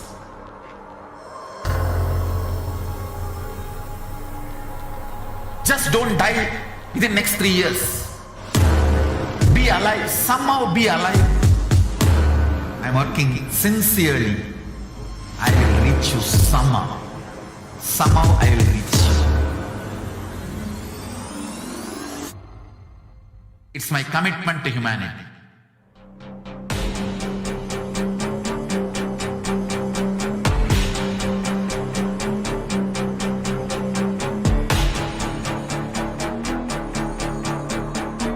Just don't die within next 3 years. I will reach you wherever you are, whichever corner of the world you may be. I will reach you with enlightenment. You manifesting the space, state, powers, being, Paramashivoham. It is possible, and it is possible for you.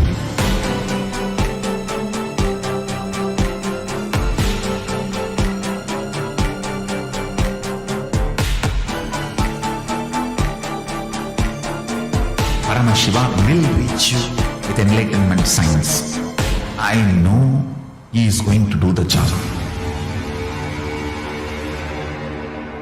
Just be alive for next 3 years. Nothing else. What I mean by the word KAILASA, listen intensely. Enlightenment.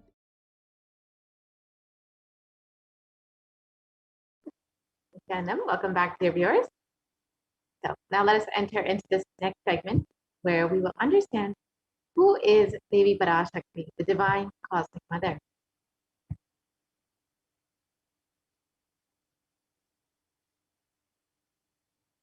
So the Dhyana Shloka for Devi Parashakti describes Devi.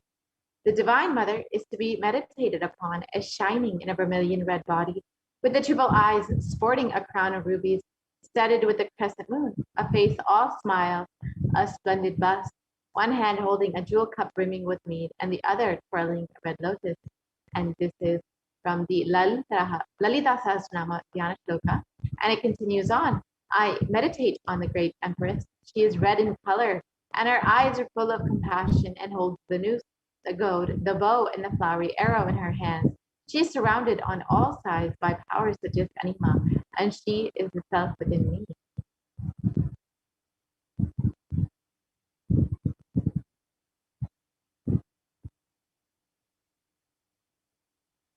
Devi is the ultimate pure feminine consciousness. Parashakti is a cosmic mother. It is her cosmic womb from which billions and billions of universes come out and go in. Source where the Big Bang and black holes go on. Parashakti is the source, source Shakti, source energy, source power, from which all of us came, in which all of us are even now, in which all of us are going to merge.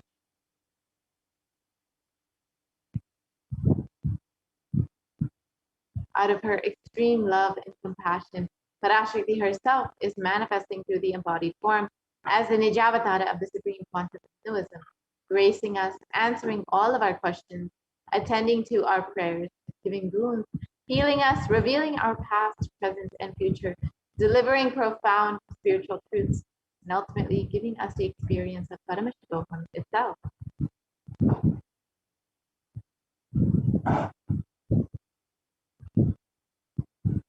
And in the words of Devi Parashakti herself, describing herself, raising as Omkara, expressing as the Vedas and Agamas, blossomed as Dreamkara, filled as Parashakti, living in the 40 triangles, the Kailasa Swami, who is the Kailasa Tripura Chintamani, Parashakti, sitting as part of Paramashiva, Parameshwari, who rules the world, Paramashakti, Manonmani, Meenakshi. As Nithyananda, I took Nijavatara here to give good boon to everyone, to bestow all goodness. Hiranya Garbhasvarupini, Brahmanda Yoni, Chandramauli, Rapala, Aparna, Uma, Parvati, Savitri, Navayavana, Samraj Lakshmi. And Devi continues on, raising in Omkara, blossoming as Shiva, Shiva manifesting as a source of existence, powers of existence, expression of existence, from the oneness of Om, blossoming into two as Prakriti and Purusha, blossoming as the three Shaktis, Ichakti and Jnana, growing as the four Vedas, expanding as the five Panchabhutas, beyond the six chakras, filled as the Gotaras of the seven Rishis, expanding as the eight directions, filled as the nine Dahas. And let's understand now how we can receive Devi Parashakti. In the words of the Supreme Quantum of Hinduism, literally you are seeing Paramashiva and Parashakti at that moment. She is there in your screen, so always receive her very traditionally. Keep 2 betel leaf, 1 banana, 1 betel nut, and 1 coin in front of the screen. Watch Devi. This point is considered the traditional dakshina. In the Hindu tradition, it can be even the lowest value. You can offer that to Devi after the darshan is over. Do namaskar and eat the banana, the betel leaf, and betel nut. Take it as prasadam immediately. Collect those coins and send them to the LA temple. This betel leaf, betel nut may look too small, but in a few days you will see how much it adds to your sentiment that really she is there. You will not take the Devi darshan for granted. Rituals will break your monotonous unconscious mentality and lifestyle and raise you to the consciousness. And let's see how we can set up our tambulam. You can keep 2 betel leaf, 1 banana, 1 betel nut, and 1 coin. And you can put that on a plate and offer that to Devi every time you have darshan And keep that in front of your screen, and you will just see how your connection with Devi Parashakti grows much more intensely just from this one small gesture. So now, with this, let us enter into this next segment and understand what Devi Parashakti has revealed about the sacred revelations about the sacred secrets of new birth.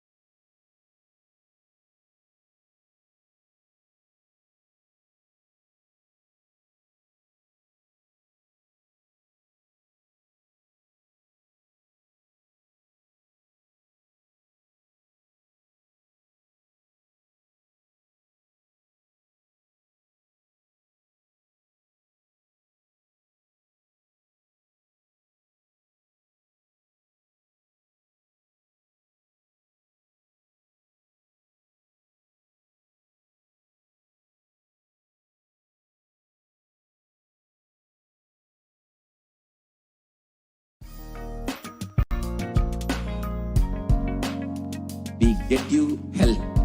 We get you ability to build beautiful relationships in your life. We get you direct spiritual support, and we make sure you become wealthy.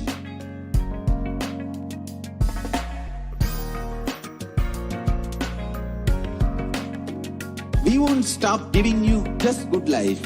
We will literally not stop till you live enlightened life.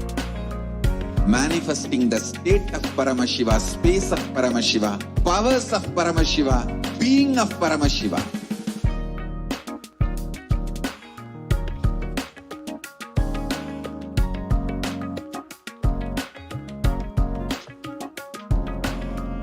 Whole world should become KAILAShians.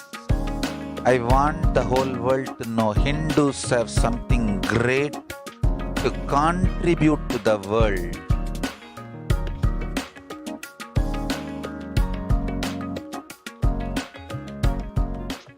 We have Let us understand what has revealed as sacred secrets of new birth.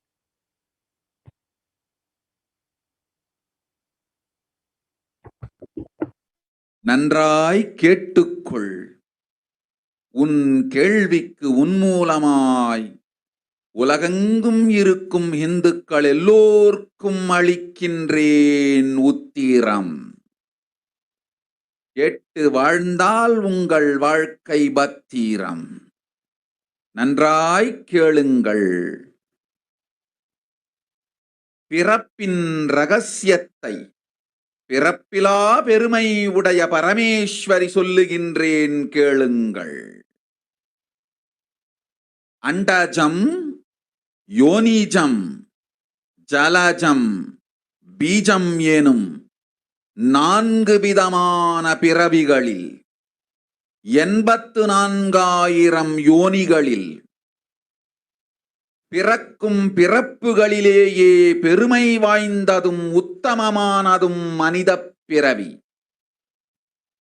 அந்த மனித பிறவியிலும் பலமுறை பிறந்து உழன்று அரசியல், பொருளாதாரம், சுகபோகம், தர்மம், அர்த்தம், காமம் எனும் ஆசைகள், துக்கங்கள், அச்சங்கள் அனைத்திலும் அழன்று உழன்று இனி வேண்டாம் இப்பிறவி, வேண்டுவது மோட்சமே என்று முடிவெடுத்தோர்க்கு மட்டுமே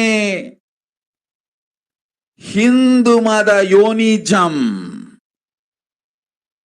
ஹிந்து பெற்றோர்க்கு பிறந்திடும் சனாதன ஹிந்து தர்ம யோனிஜம். மனித பிறவி உத்தமம். சனாதன ஹிந்து தர்ம மனித பிறவி உத்தமோத்தமம். இந்த உத்தமோத்தம பிறவி எடுத்த எல்லோருக்கும் ஜீவன் முக்த விஞ்ஞானத்தையும் சனாதன தர்மத்தையும் காக்கின்ற கடமையும் உண்டு. அதனால் வருகின்ற நன்மையெல்லாம் அனுபவிக்கும் உரிமையும் உண்டு. இந்த கடமையை செய்வோம் என்று சத்தியம் செய்ததால்தான் அந்த உரிமை அளிக்கப்பட்டது. பூமிக்கு வந்தபின் மனம் மயங்கி மதிமயங்கி சனாதன தர்மம் காக்க மறந்ததனால் மாயை அவர்கள் உயிரை பறிக்கின்றாள். நன்றாய் புரிந்து கொள்ளுங்கள். உயிரை கொடுத்தாலும் தர்மத்தை காப்போம் என்று உறுதி எடுத்தவர்க்கே சனாதன ஹிந்து தர்ம யோனிஜம் அளிக்கின்றேன் யான். உடல் பெற்ற பிறகு ஊழிப் பெருவலியால் ஆசை அச்சங்களை உதறவிடாது, உதறியும் விடாது சனாதன ஹிந்து தர்மம் காக்க மறந்தோரை உயிர் வாழத் தகுதியில்லாதவர் பட்டியலில் உடனடியாய் மாயை சேர்க்கின்றாள். அதனால் ராட்சசர்களும் அசுரர்களும் தானாகவே இவர்கள் உயிரை எடுக்கின்றார். நன்றாய் புரிந்து கொள்ளுங்கள். உயிரை கொடுத்தாலும் தர்மம் காப்போம் என்று நிற்பவர்க்கு நிலைத்திடும் வீரஸ்வர்க்கமும் கைலாச பதவியும் எக்காரணம் கொண்டும் தர்மம் காக்க மறந்த உத்தமோத்தம ஜனனமான சனாதன ஹிந்து ஜனனம் பெற்ற மக்களுக்கு இல்லை வேறு கதி. சனாதன ஹிந்து தர்ம மனித ஜனனம் உத்தமோத்தம மனித ஜனனம். உங்கள் உரிமை உலகில் அதிகம். உங்களுக்கு கடமையும் உலகில் பெரிது. தர்மம் காத்தாலே கடமை. தர்மம் காக்காதார்க்கு உயிர் வாழும் உரிமை இல்லை.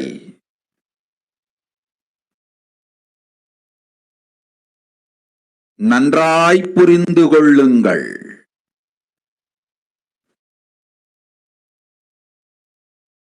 உத்தமோத்தம பிறவியான சனாதன ஹிந்து தர்ம பிறவி எடுத்த எல்லோரும் புரிந்து கொள்ளுங்கள்.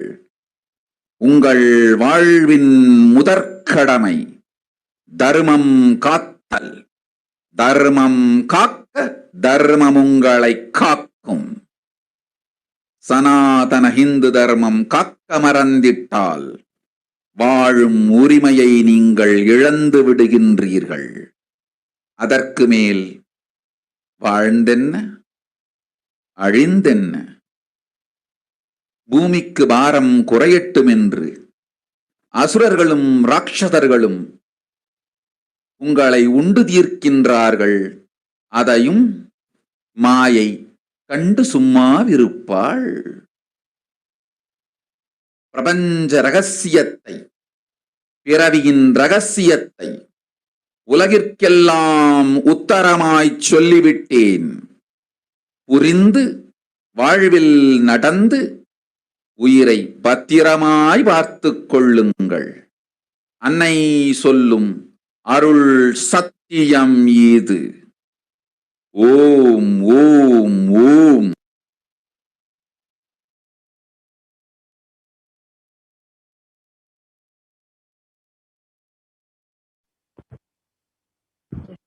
So now let us look at Devi's revelations mapped into English.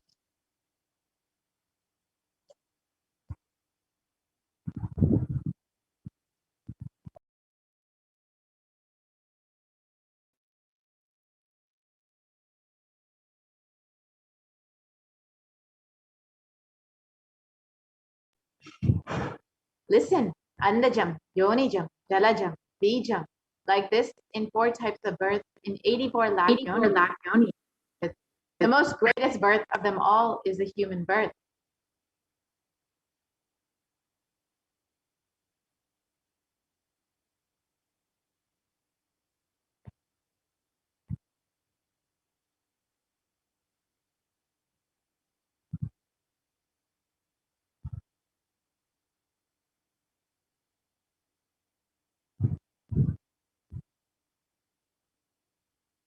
Even in that human birth, being born and toiled many times, after getting burnt and toiled in politics, in finance, in luxuries, in dharma, artha, kama.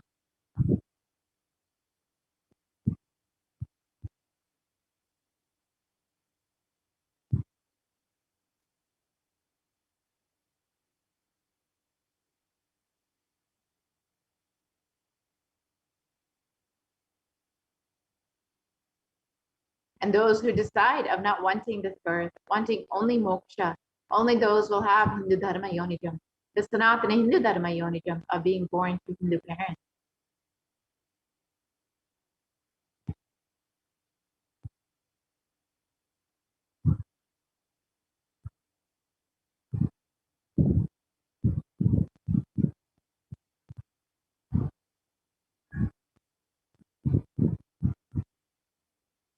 Human birth is Uttamam, the best. And Sanatana Hindu Dharma human birth is Uttamottamam, the best of the best.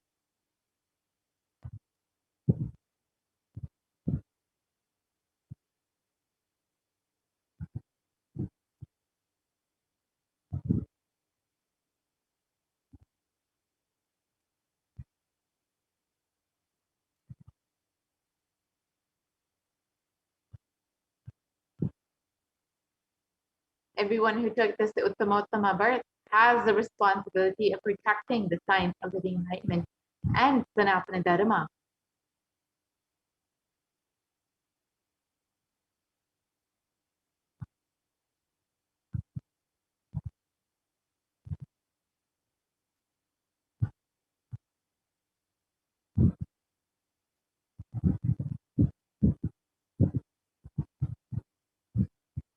And also they have the right of experiencing its benefits. This right was given to them because of their commitment, given by them to do this responsibility.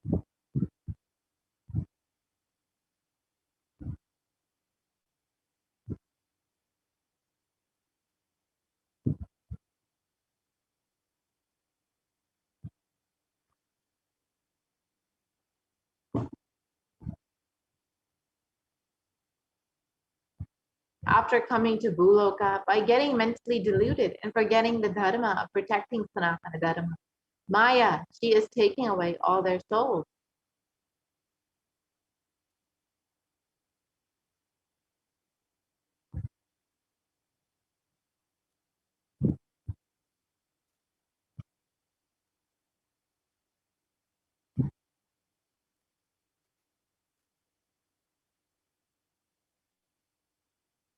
Understand carefully. I'm giving the Sanatana Hindu Dharma Yonijam only for those who gave the commitment of protecting Sanatana Dharma, even by giving their life.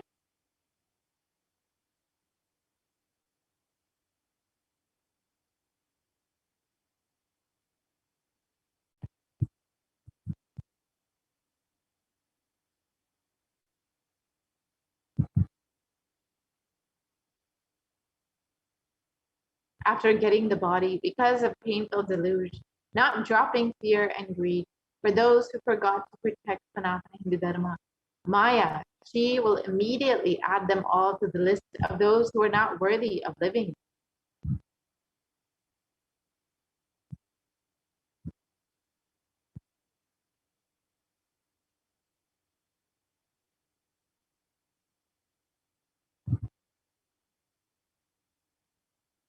Therefore, Rakshasas and Asuras are automatically taking away their life. Understand properly. For those who stand that even by giving their life, they will protect Dharma, will permanently have Veera Sarga and KAILASA Padavi.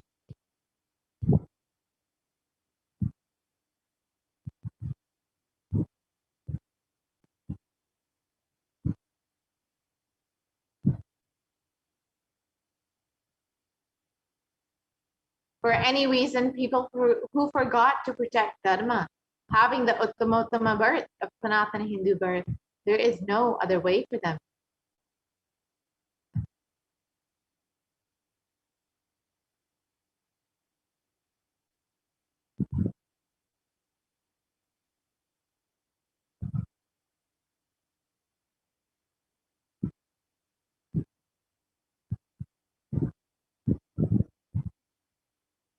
Sanatana Hindu Dharma, your human birth, is the Uttamottama human birth. Your rights in this world are immense. Also, your responsibility in this world is large. Protecting Dharma is responsibility.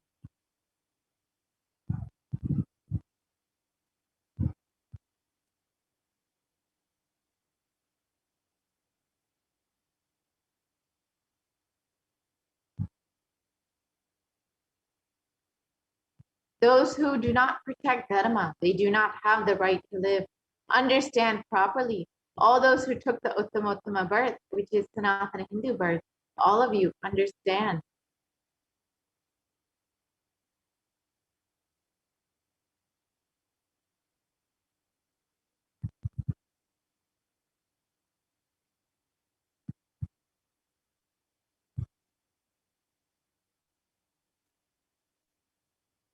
The first responsibility of your life is protecting Dharma.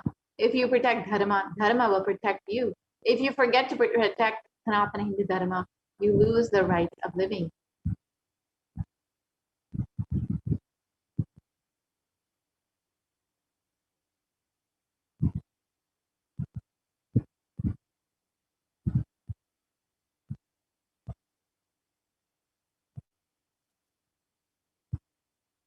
After that, what bothers whether you live or get destroyed?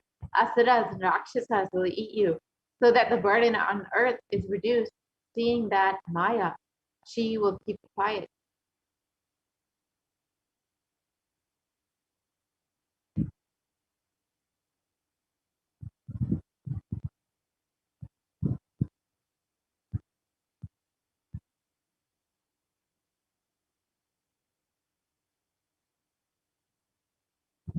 So now let us understand what is the responsibility of Hindus.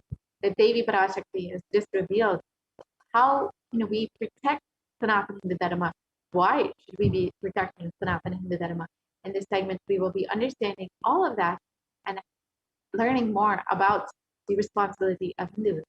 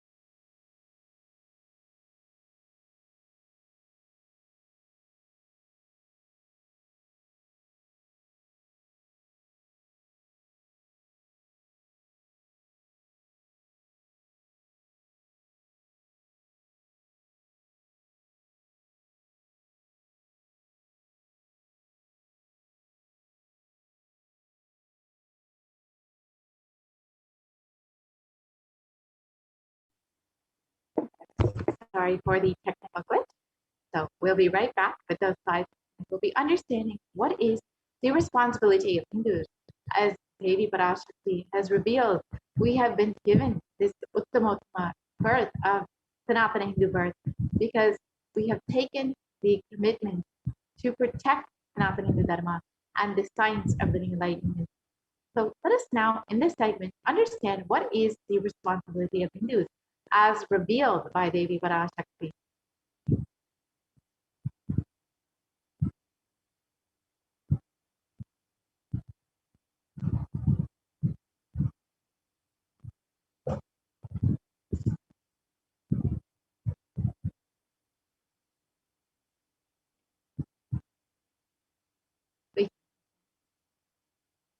So Hinduism represents the world's most ancient yet progressive indigenous spiritual tradition.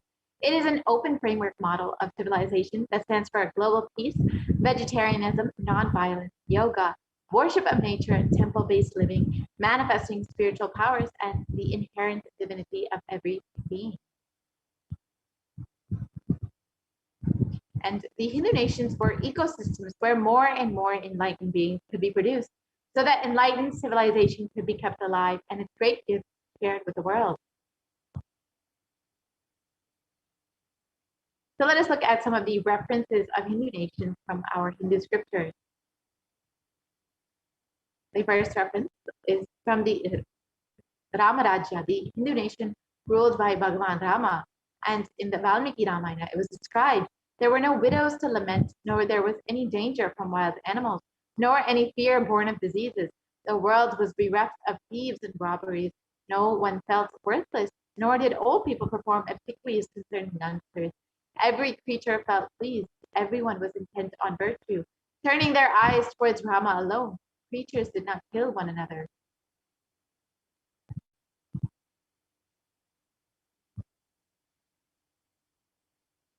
And the description continues on.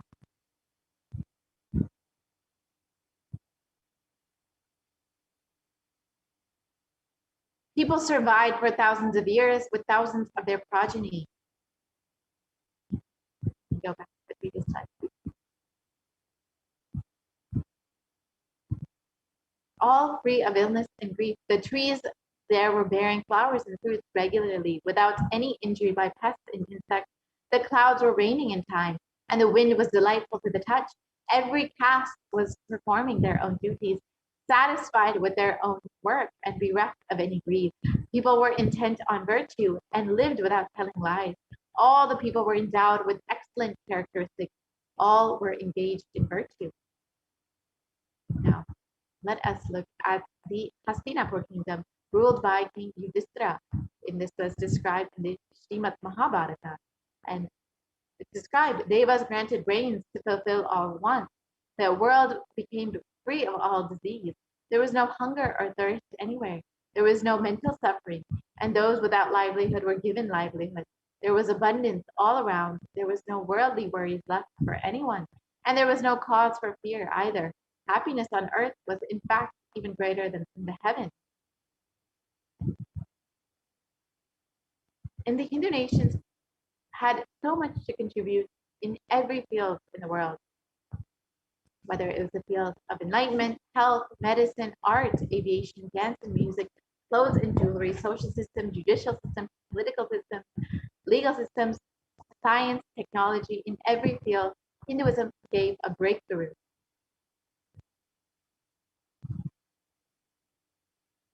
So now let us understand how our Hindu nations were destroyed. Over the course of 1,000 years, Hindu civilization faced a three-phase attack.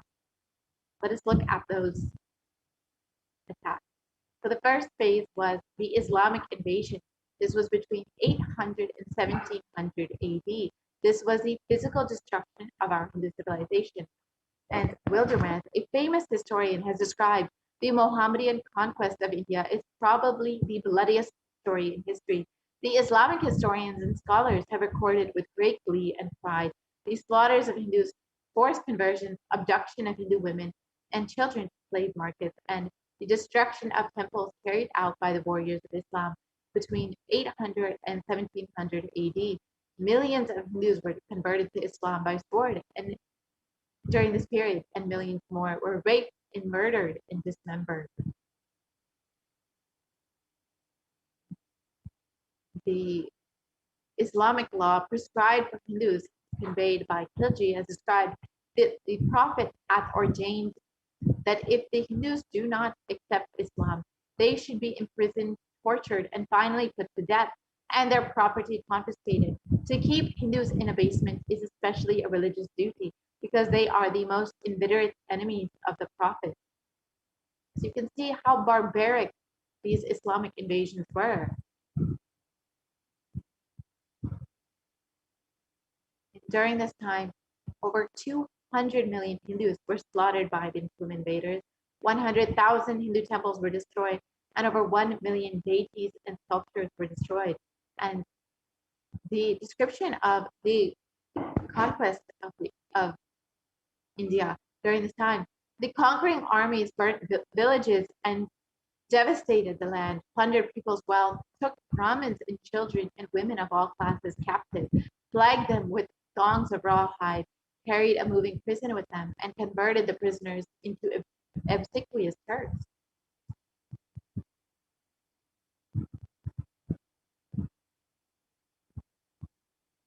And the second phase of the destruction of the Hindu civilization came with the British occupation between 1700 and 1947 AD. This was the economic and psychological destruction of the Hindu civilization. And Will Durant has again described, I have seen a great people starving to death before my eyes, and I am convinced that this exhaustion and starvation are due not, as their beneficiaries claim, to overpopulation and superstition, but to the most sordid and criminal exploitation of one nation by another in all recorded history. And during the British occupation, the British Empire used all possible means to destroy the Hindu civil and cultural institutions in order to delegitimize and demoralize the indigenous people of India so that they would become slaves in their own homeland. This included discriminatory laws to instill feelings of racial inferiority, engineering artificial famines to starve the natives to submission, annexing Hindu kingdoms to undermine the native rule, mistranslating the Hindu scriptures to instill anti-Hindu narratives, destroying the indigenous Gurukul education system, destroying the local industries, and forced importation of British goods, and also banning Indians from owning any or producing any firearms. And during the British occupation, over $45 trillion was looted from India over the course of 200 years, and over 45 million Hindus were put to death due to artificial famines and imposed poverty by the British policies and the reprisal killings of 1857 mutiny. And over 680 native kingdoms were usurped by the British Raj. And Shashi Tharoor of the Indian Parliament has described the British came to one of the richest countries of the world, and over 200 years of exploitation, looting, and destruction reduced it to a poster child of third world poverty.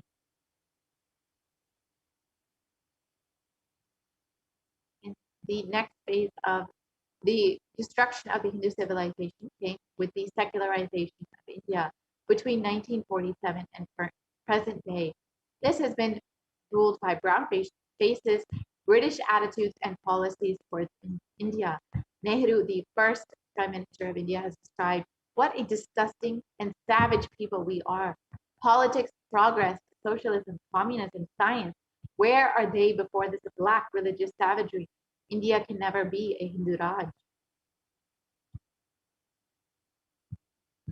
And B.R. Ambedkar, the first law minister and the principal architect of the Indian Constitution, has described if Hindu Raj does become a fact, it will no doubt be the greatest calamity for this country. No matter what the Hindus say, Hinduism is a menace to liberty, equality, and fraternity. It is incompatible with democracy. Hindu Raj must be prevented at any cost. You can see, despite India being a secular nation, free independent nation, there was very clearly an anti-Hindu agenda, even by the first leaders of the nation.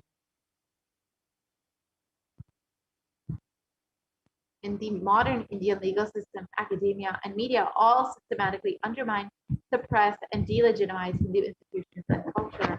And this has been done through various ways. The Indian Constitution has established government control and taxation of Hindu temples, schools, and institutions, while other religions remain free from this interference.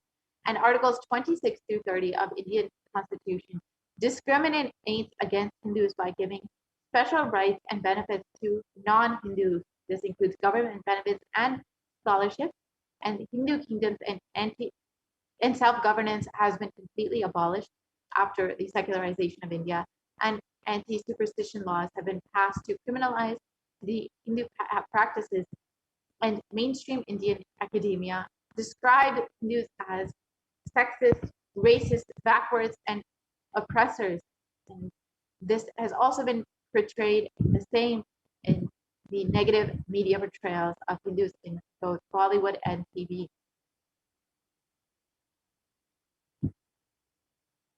And the media narratives have been used to stereotype and demoralize Hindus. Bollywood and other mainstream media outlets consistently portray Hindu gods and gurus as cartoonish, dishonest, corrupt, and sex fiends in a manner that is similar to the British imperial propaganda. Media narratives are used to shape human consciousness and further political agenda.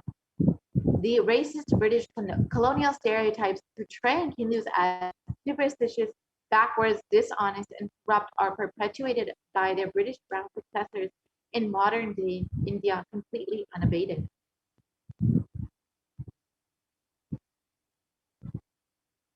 So now let us understand the need for the revival of our Hindu nation.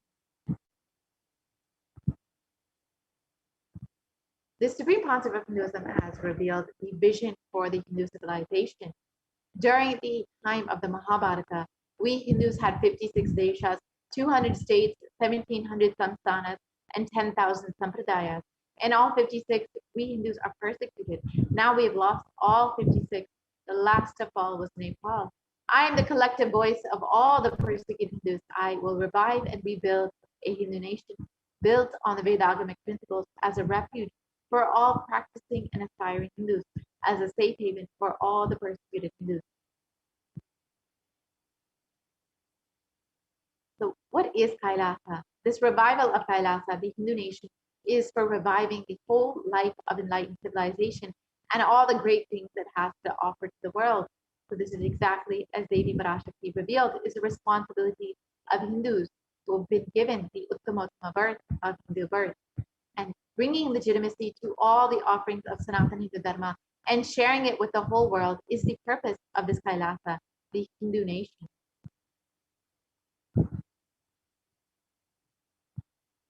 KAILASA is a revival of the cosmic constitution. KAILASA is the model nation of how enlightened civilization should be living and administered. Politics, judiciary, education, economy, everything will be revived as Paramashiva revealed in the Vedagamic Sanatana Hindu Dharma scriptures.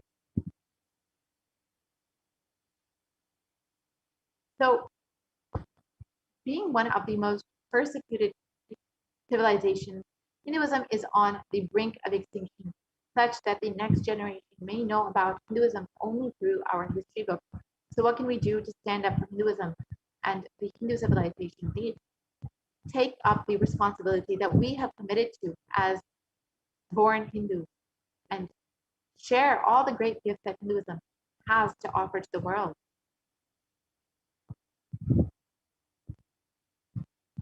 Today, Hinduism is a political orphan. The preservation and restoration of Hinduism's spiritual and cultural heritage is impossible without a national identity. So what can we do to save Hinduism? Let us reclaim our Hindu identity, as Devi Parashakti revealed that despite giving our commitment to protect Hinduism, we have fallen into Maya, we've fallen into delusion and forgotten this responsibility that we have taken up. So now it is time to reclaim our Hindu identity. We need to understand that Hinduism is responsible for our successful life. If we are healthy, wealthy, rich, successful, peaceful, happy, respectable, have a stable family life, have the best mental setup, you need to understand that Hinduism is responsible. Our Hindu identity is responsible. Our Hindu scriptures are responsible. It is the Hindu scriptures which have given us the best mental setup. All the best things that we Hindus have is from our Hindu scriptures. Hindus are amongst the most richest and successful ethnic community in the world. Our Hindu scriptures are responsible. Our Hindu lifestyle is responsible. Our enlightened masters are responsible for this. Our Hindu thought currents are responsible for this.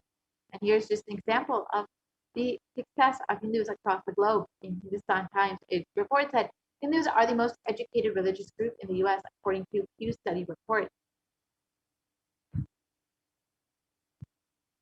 So it is time to reclaim our Hindu identity. It is not just the anti-Hindu elements being active. It is the responsible Hindu who's being inactive that is responsible for this whole destruction of Hinduism. Let us now take responsibility for Hinduism and let all the Hindus all over the world reclaim our Hindu identity. As Devi Parashakti has revealed, when we were given this Uttamotama birth of Sanatana Hindu birth, we have given the commitment to fulfill this responsibility, to protect Sanatana Hindu Dharma. Let us understand what is the responsibility of Hindus. It is the responsibility of Hindus to revive this enlightened civilization again and again and give all the gifts of the enlightened civilization to humanity. Revival of the enlightened civilization, the KAILASA, the Hindu nation, is the survival need of humanity.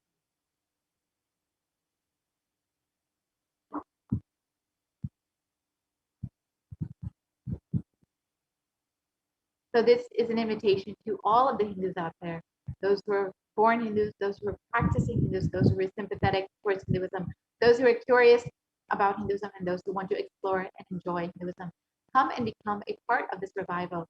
You can sign up to be an e-citizen of KAILASA today and be a part of this revival of the Hindu civilization, the Hindu nation, and avail all the benefits that Hinduism has to offer to the world and share all of this with the world. So you can go ahead and visit kailasa.org and become an e-citizen of KAILASA. Now let us listen to what the Supreme Pontiff of Hinduism has revealed as a need for KAILASA, the only Hindu nation.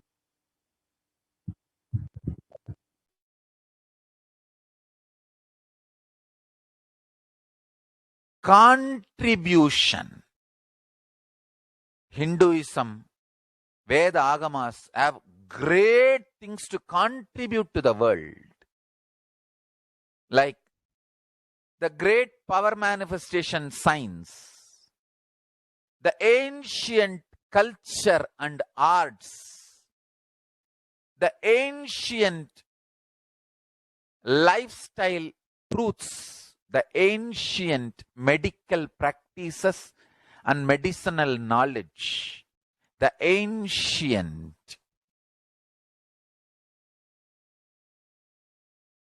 indigenous cultural heritage and jewelry, perfume, dance, music, in every level, Hinduism has so much to contribute. Veda Agamic traditions have so much to contribute. To share all this with the world, to contribute to the world.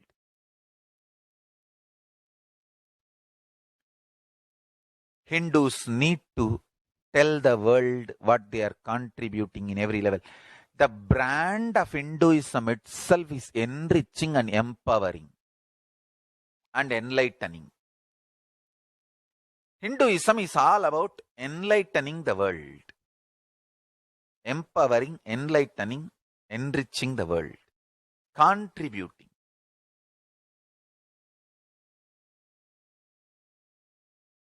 That is our spiritual life.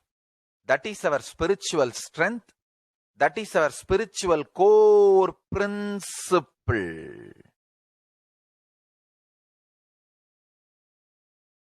O humanity,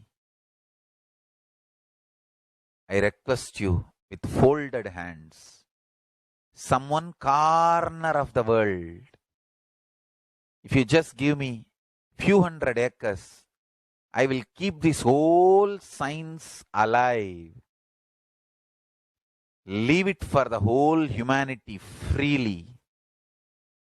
Fortunately, Paramashiva has given me the power to decode all this Hindu medicinal system, Hindu judiciary system, Hindu social law and order system, Hindu power manifestation system, Hindu mental sciences system, Hindu yogic sciences.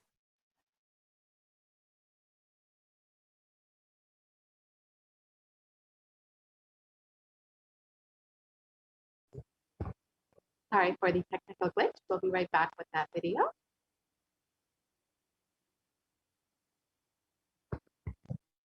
Contribution. Hinduism, Veda Agamas have great things to contribute to the world.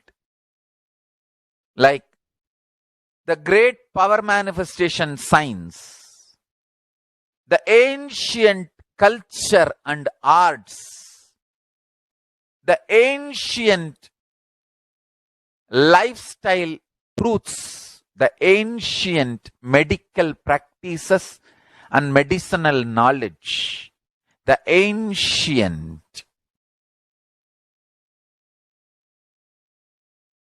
indigenous cultural heritage and jewelry, perfume, dance, music. In every level, Hinduism has so much to contribute. Veda Agamic traditions have so much to contribute. To share all this with the world, to contribute to the world.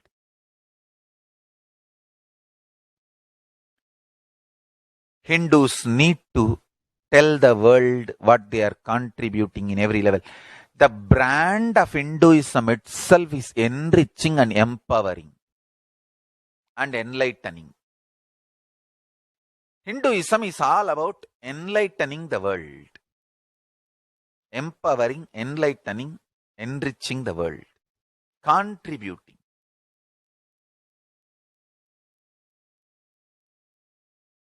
That is our spiritual life. That is our spiritual strength. That is our spiritual core principle. O humanity, I request you with folded hands, some one corner of the world.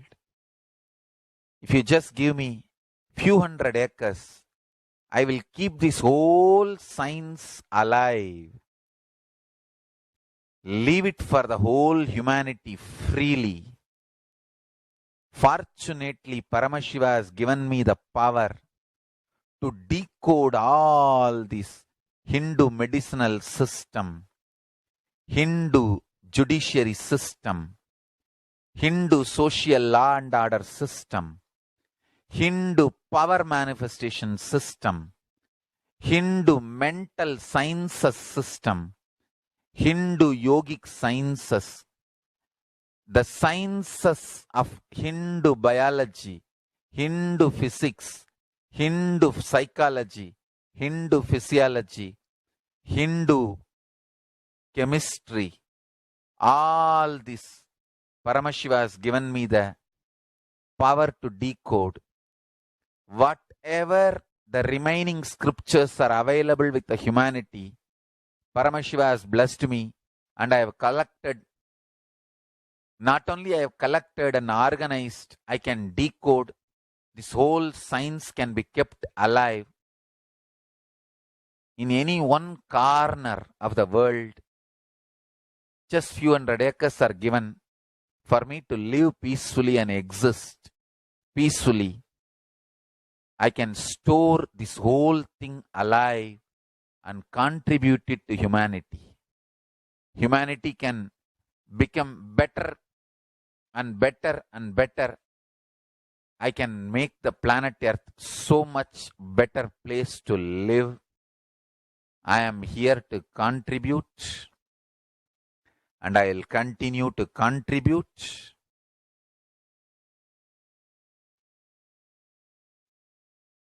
As long as I am allowed to live, I will contribute. I have collected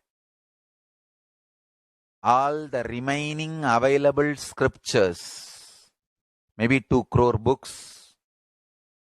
2 crore means 20 million, I think, books on Hindu physics, Hindu chemistry, Hindu biology, Hindu physiology, Hindu psychology, Hindu law and order, Hindu social system, the power manifestation sciences of Hinduism, yogic sciences of Hinduism. I have collected, and Paramashiva has given me the blessings and power to decode. I have decoded and continuing to decode them. If the humanity, somebody is kind enough to give me few hundred acres in one corner of the world and let me live peacefully, I can keep all these scriptures there and go on sharing with the world, revealing these whole sciences to the world, and go on contributing. I don't need anything other than 1 cup of curd rice every day. That's all. A cup of curd rice per day over. I can go on be giving this to the world. I can add to the world. I can make the world better place to live. That's all I have to say.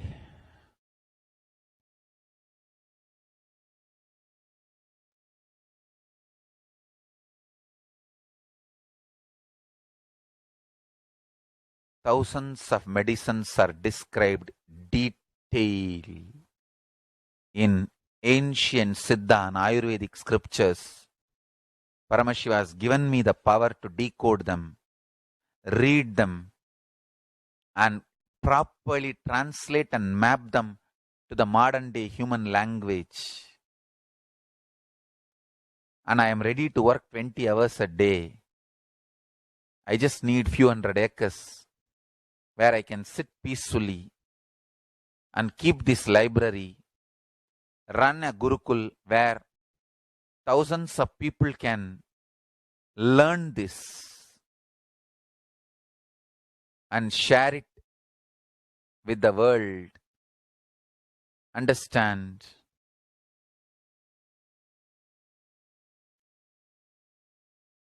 I am only interested in contributing.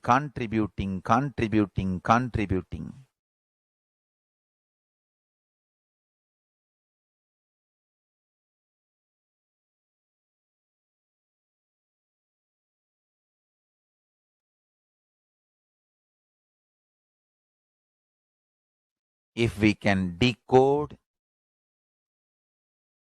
all this great knowledge, whole world can prosper from this knowledge. Whole world can enjoy from this knowledge.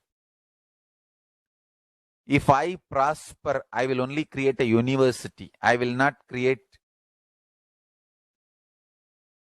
anything else. If the Hindus prosper, they will only create education institutions. Because Hinduism is all about giving, contributing. If I prosper, I'll create university, that's all. KAILASA is all about university to decode the ancient sciences and share with the world. Understand? Every day I am sitting and going on decoding, writing notes on my books and writing details on my books. Whether it is making human beings manifest powers, and I have also now started downloading and decoding the science of making animals manifest powers. Whether making people manifest powers or healing,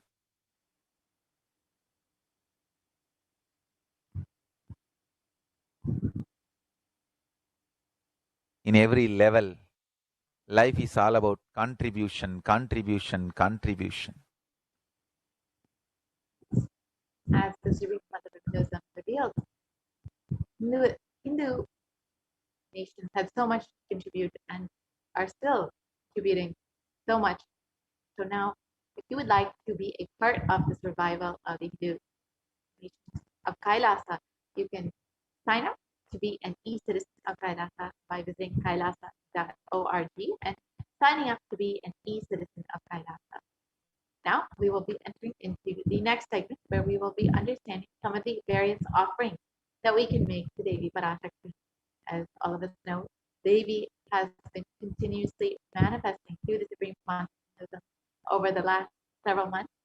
And if you are just overflowing in gratitude for your Cosmic Mother, you can stay tuned for this next segment and understand some of the offerings that you can make to Devi Parashakti.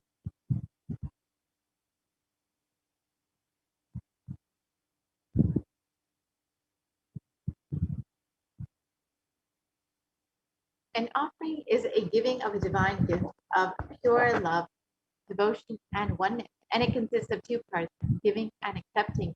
And only when the divine accepts what one offers, the offering becomes complete. Offerings are not made out of fear nor out of greed. But when an avatar lands, the offerings are purely a part of the grand Leela played out for the only purpose of enlightenment.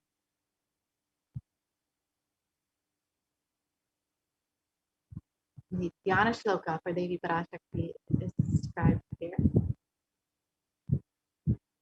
Moonlight face, holding the Vedas in one hand, fire in eyes with the lotus flower, gracing and blessing hands, and one hand holding the Japamala, beautifully decorated with jeweled ornaments, in wonderful clothes and shining crown. Her name is Manonmani.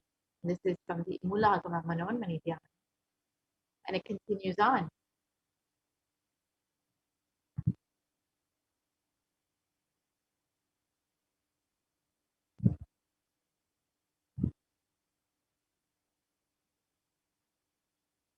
I meditate on Devi with 3 eyes glowing like a full moon and holding the Veda, the lotus, embracing with blessing and gracing hands. She is holding beautiful ornaments. She is worshipped by Brahma and other many gods and showers auspicious boons for all actions every day. So you'll see that many of these offerings today are made in gold, and this is because gold has great significance in Hinduism. In the Abhidharma Veda, the origins of gold are described. Triply born by this birth is this gold from the atoms of Agni as one. It becomes dearest to Agni. One fell away from the Soma when it was hurt. One they call seed of virtuous and powerful Apaha. Let that triple gold be for your long life. Gold is a divine element. It purifies anything that it touches. It is an element of spiritual significance and great spiritual power of healing and enlightening. The vibration of gold has the power to infuse sattva energy and positive thought currents in anyone who wears and anyone who sees or operates in its vicinity. Gold is present in all of our Hindu scriptures, including the Agamas, the Vedas, the Shrutis, the Smritis, the Itihasas, the Puranas, and more. And in all Hindu scriptures, it is abundantly displayed that gold is the most auspicious and purest metal, which purifies our very being. It is in the Hindu civilization, everything was built in gold, exchanged in gold. Ritual fees were even offered in gold brick. And when one was to be saved from life-threatening illnesses, gold was offered as a ritual fee. Gold was in abundance and used for weighing equivalent amounts of commodities, including cows. Kingdoms were built with huge jars of gold. The streets would have huge columns and huge archways made of gold. Horses and cows were even dressed in gold. In the Hindu civilization, thrived on the banks of rivers of gold.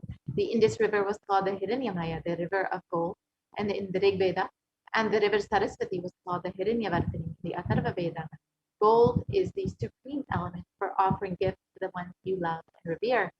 Temples are constructed and paved in gold.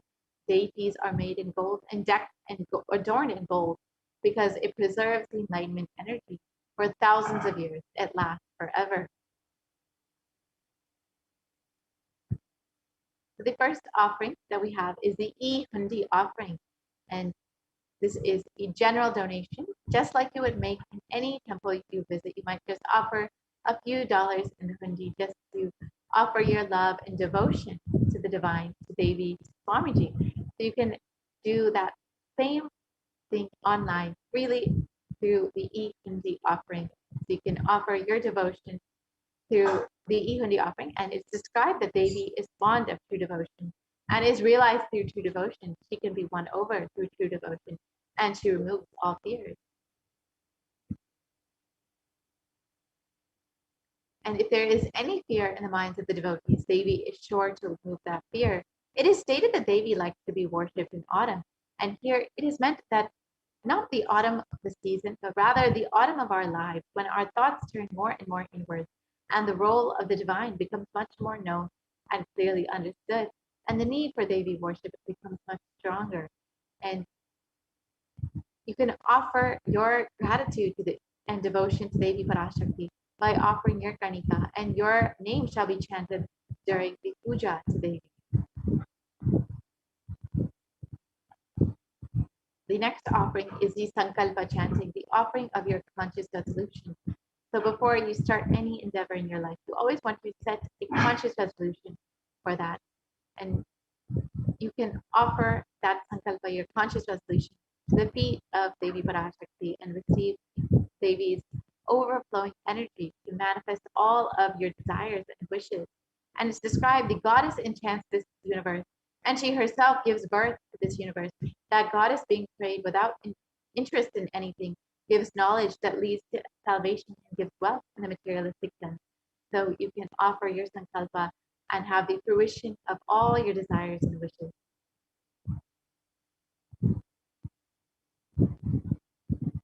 The next offering is the Sahasranama Sparnakasu, the offering of a gold coin with the inscription of Devi's various names. And Devi is described as Nama Parayana Pita, the one who likes the repetition of her various names. And each of her names are not just her names, but rather the various divine qualities of Devi Parashakti, whether it is her overflowing compassion or her infinite knowledge.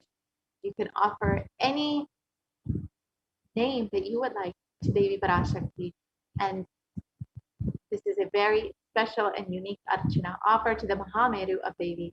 So we can offer this gold coin inscribed with each of Devi's 1008 names. You can offer as many as you would like, and you will receive the blessings to have all the Ananta Kalyana Gunas, the divine auspicious qualities of Devi Parashakti herself. The next offering is the Mukta Anguti, the finger ring with a pearl. And the pearl, of course, represents Devi's overflowing compassion. And in this verse, it describes, I bow to the goddess Meenakshi, whose crown has garlands of pearls, and the face shining like a full moon, who wears anklets that are studded with gemstones and has small bells, who is shining like the splendor of the lotus, who grants all the wishes, the daughter of the mountain, who is worshipped by goddesses Vani and Rama. I remain ever bowing to that goddess Meenakshi, the ocean of compassion.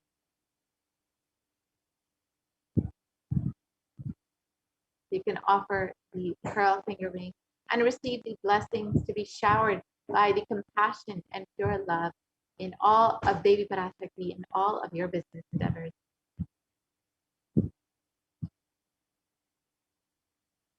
The next offering that we have is the Swarna Padma Pushpa, the golden lotus. And in the Kamikazama, it describes that all the kalashas should be wound around with suitable thread and covered with new cloth. They should be adorned with the lotus flower made of gold.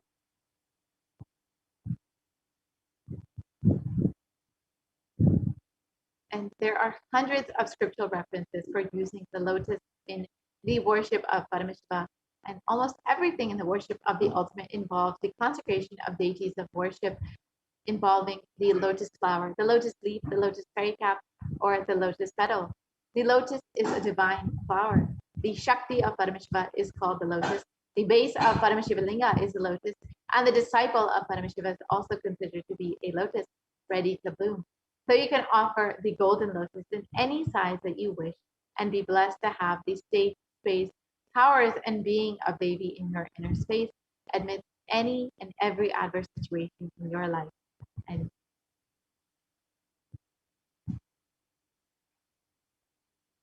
the next offering that we have is the Swaranameti, the gold toe ring. And in this verse, it describes the power of Devi Parashakti's very toenails.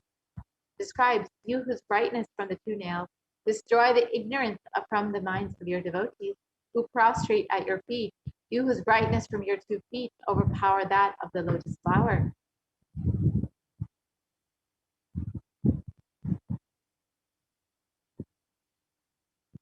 So you can offer the toe ring to Devi Parashakti to adorn her sacred feet and be in constant gratitude for receiving the blessings of Devi in every difficult aspect of your life.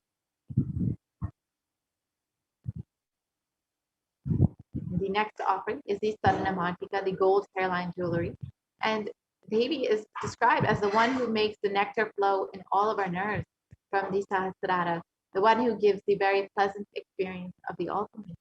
And the Mantika represents the nectar flowing from the Sahasrara Chakra, which is fully open. So when you offer this Saranamantika, the gold hairline jewelry, you will be blessed to have the overflowing Sahasrara Chakra.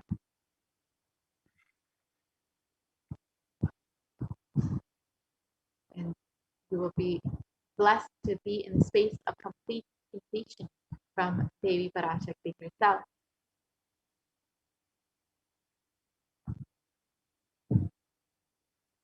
The next offering that we have is the Pratiksha Pada Puja, the most favorite offering of all the disciples and devotees of the Supreme Pontiff. And we have a very special Pratiksha Pada Puja coming up on November 1st on Diwali Day. So this is a very auspicious day to offer your love and gratitude to the feet of Swamiji, who is manifesting Devi Parashakti herself.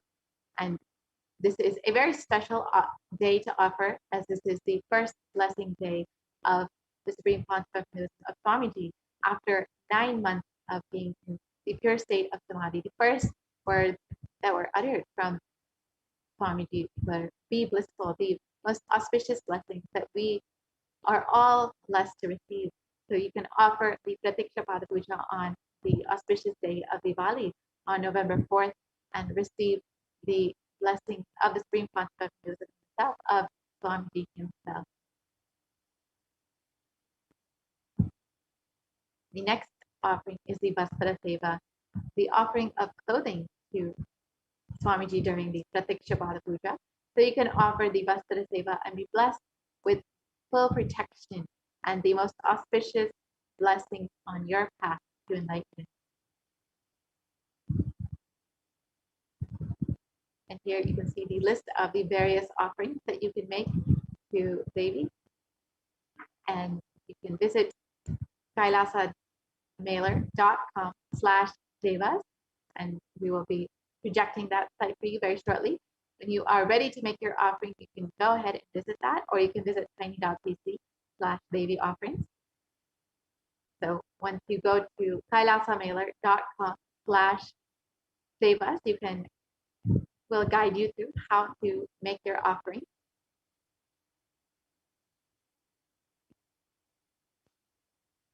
If you are ready to immediately make your offering, you can go ahead and visit the website. And if you are still interested, but you need some help manifesting, or you would like some more details, you can fill out your intention form, which we will also be showing to you And once you have made your payment, once you've made your offering, you can go ahead and fill out the Sankalpa details form for offering your puja. So we will be shortly projecting the website where you can make your offering. So it's kailasamailer.com/sevas.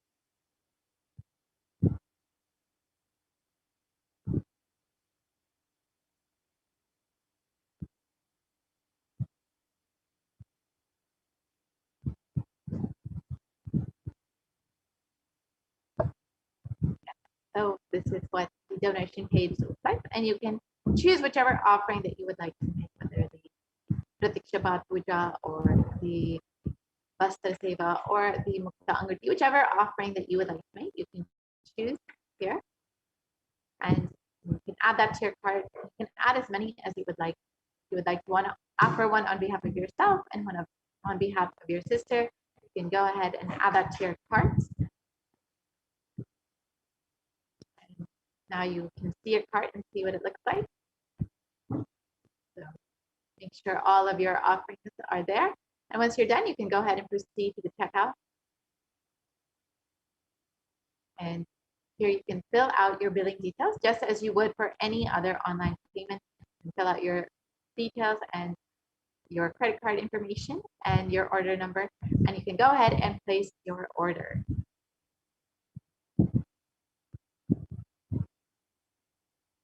And once you've done that, you can go ahead and visit the Sankalpa 2021 form. That's tiny.cc/Sankalpa 2021, and you can fill out your Sankalpa details. So you can fill out the details of your offering and the names of yourself and all your loved ones to ensure that your name is chanted during the offering to Devi Parashakti. So we will be shortly projecting that.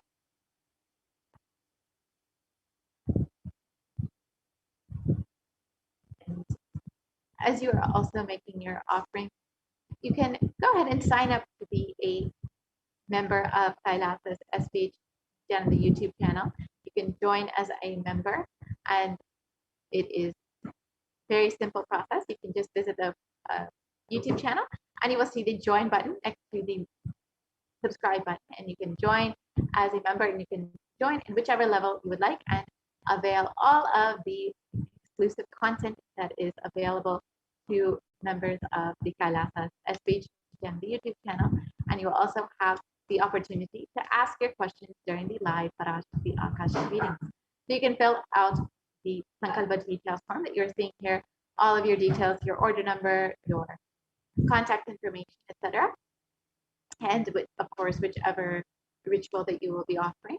And once you are done with that, you can go ahead to the next page where you will be able to fill out your name and the name of all your loved ones who make this offering. So now with this, we will be concluding this portion of the program, and we'll be entering into the next segment where we will be hearing from the KAILASA's COVID care centers in India, as the Supreme Concept has opened up all of the KAILASA's in India as multi-layered quarantine centers. Now we have Madhaimai Swami joining us today to guide us through all of the activities and happenings of KAILASA's COVID care centers. Thank you, Madhaimai Swami, for joining us today. Thank you, Ma Purnapriya Nithyanandam.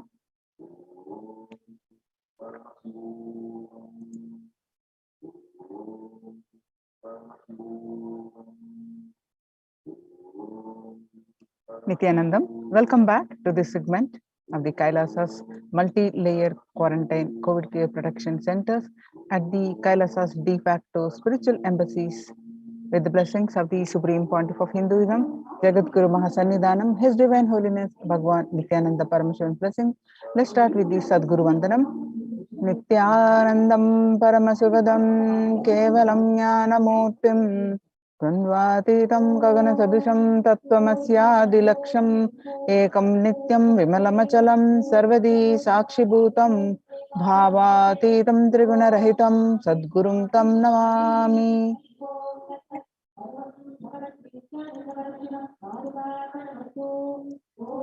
Yes. So what we learn from this segment today concerning statistics on the mental health and the global peace across the world due to COVID-19 pandemic, and what are the Supreme Pontiff of Hinduism and KAILASA's contributions for global peace, Supreme Pontiff of Hinduism spiritual solutions for COVID-19 and KAILASA's COVID care protection centers, and why temple-based ecosystems.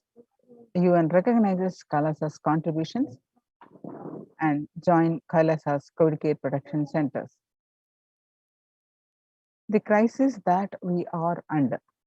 Today, people around the world are trying to grapple with the grim reality that the pandemic is far from over. The aftermath of the current calamity promises to be much more devastating. The greatest economics of the world are facing disastrous futures. Countries are facing off each other in deep mistrust. Now let us see some statistics and the current news.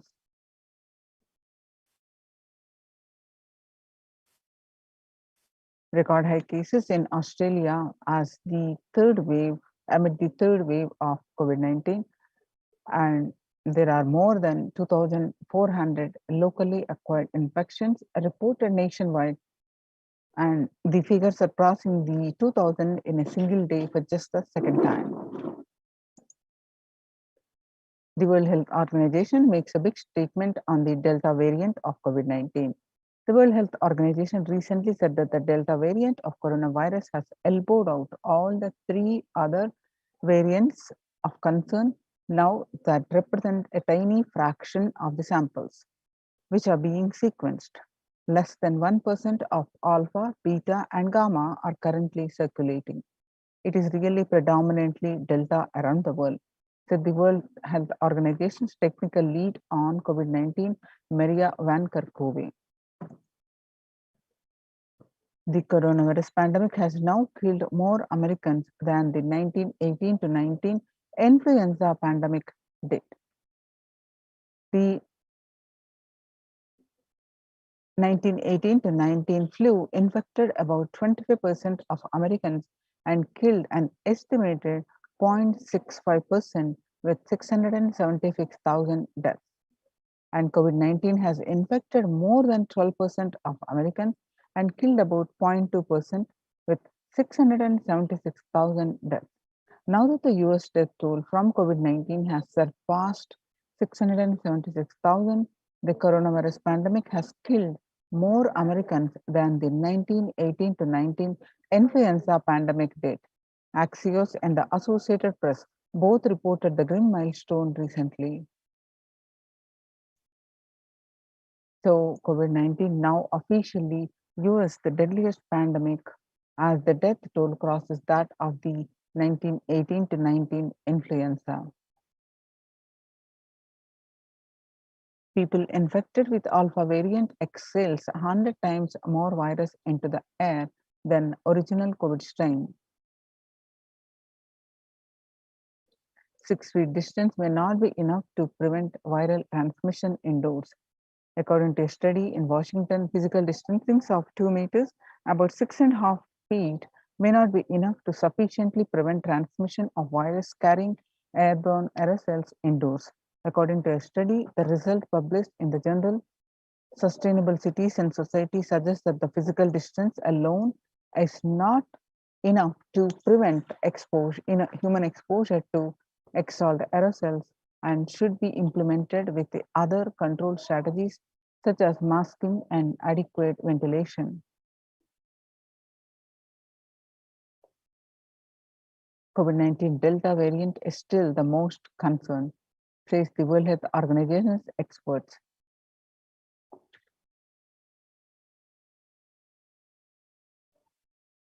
In US, The COVID-19 pandemic is nowhere under control, says the Chief Medical Advisor, Mr. Anthony Fauci.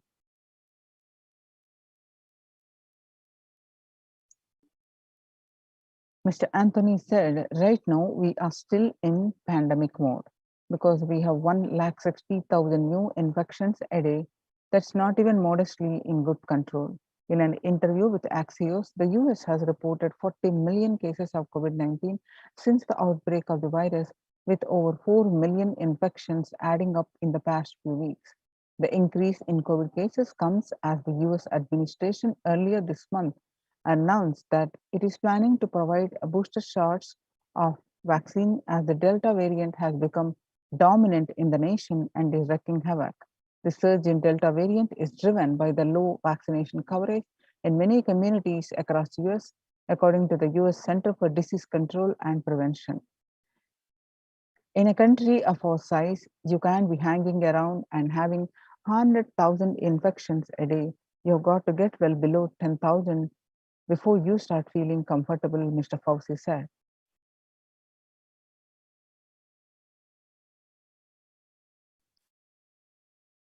COVID-19 made the world less peaceful with the increased violent incidences and fatalities, according to the World Economic Forum.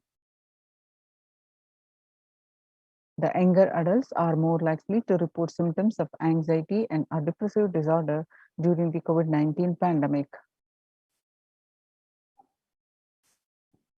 The average share of adults reporting symptoms of anxiety and a depressive disorder was 11% before the pandemic, and after the pandemic, in 1 month of beginning of this year, it rose up to 41.1%. The share of adults reporting symptoms of anxiety and a depressive disorder during the COVID-19 pandemic, again, it's some more statistics confirming the theme that the younger adults are more likely to report symptoms of anxiety and depressive disorders. Stress in America, a national health crisis. COVID-19 is a significant stressor for most Americans. Nearly 8 in 10, which is 78%, say the coronavirus pandemic is a significant source of stress in their life. And nearly 7 in 10 say they have experienced increased stress over the course of the pandemic.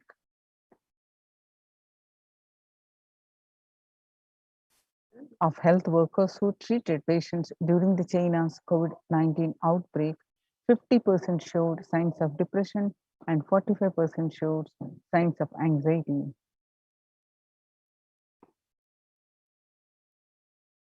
The self-reported mental health and among pregnant women and new mothers. Before the COVID-19 pandemic, depression was 15%, and during the COVID-19 pandemic, it rose up to 40.7%. And the anxiety before the pandemic was 29%, and during the pandemic, it rose up to 72%.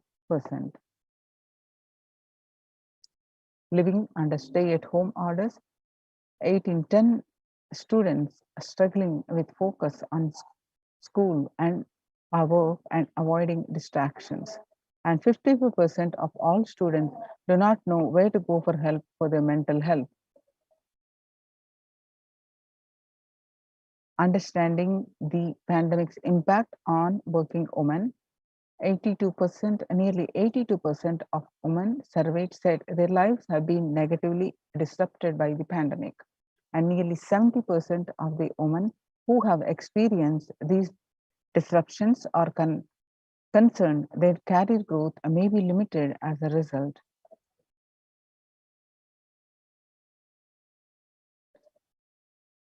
The global economic outlook during the COVID-19 pandemic, a changed world. The pandemic is expected to plunge most countries into recession in 2020, with per capita income contracting in the largest fraction of countries globally since 1870. International Labour Organization, COVID-19 is a threat to peace building in conflict-affected nations. The COVID-19 crisis has worsened already fragile situations. The ILO is more aware than ever of its responsibility to promote peace and resilience in the time of this global pandemic. In India, the third wave is already here. Mumbai Mayor says the third wave is here. The city mayor has said that the third wave of COVID is already upon Mumbai, pointing to a sudden spike in cases. The third wave of COVID-19 is not coming, it is here, said Kishori Padnekar, adding that an announcement regarding the matter has already been made in Nagpur. Breakthrough infections found in 25% of health staff. A little over 25% of healthcare workers were infected with coronavirus despite getting fully vaccinated. A recent study has revealed, giving an insight on the breakthrough infections due to the Delta variant. The study, jointly conducted by the Institute of Genomics and Integrative Biology, Maximum Hospitals in Delhi NCR, found that the vaccination breakthroughs were far more common during the Delta outbreak in Delhi than previously reported. The new COVID variant more shows signs of vaccine resistance. Now that we have seen these statistics across the world affecting not only the physical health, the mental health, fatalities increasing and making the world less peaceful. So how do we cope up with the current COVID-19 pandemic? It is important to address the COVID pandemic, which is seeing another wave, destroying many more lives. The global COVID virus pandemic has left the whole world desperately looking for answers. Life, as it had been experienced even back in February 2020, is no longer recognizable. Drastic change is the order of the day, with people having to redefine their world with new paradigms of economy, society, faith, religion, and health. Blessed are those who have had the greatest fortune to be with incarnation of Paramashiva, the supreme pontiff of Hinduism, in their lives and carry them through this crisis. So join the KAILASA's COVID Care Protection Centers with the link below, https://kailasa.org/kailasa care.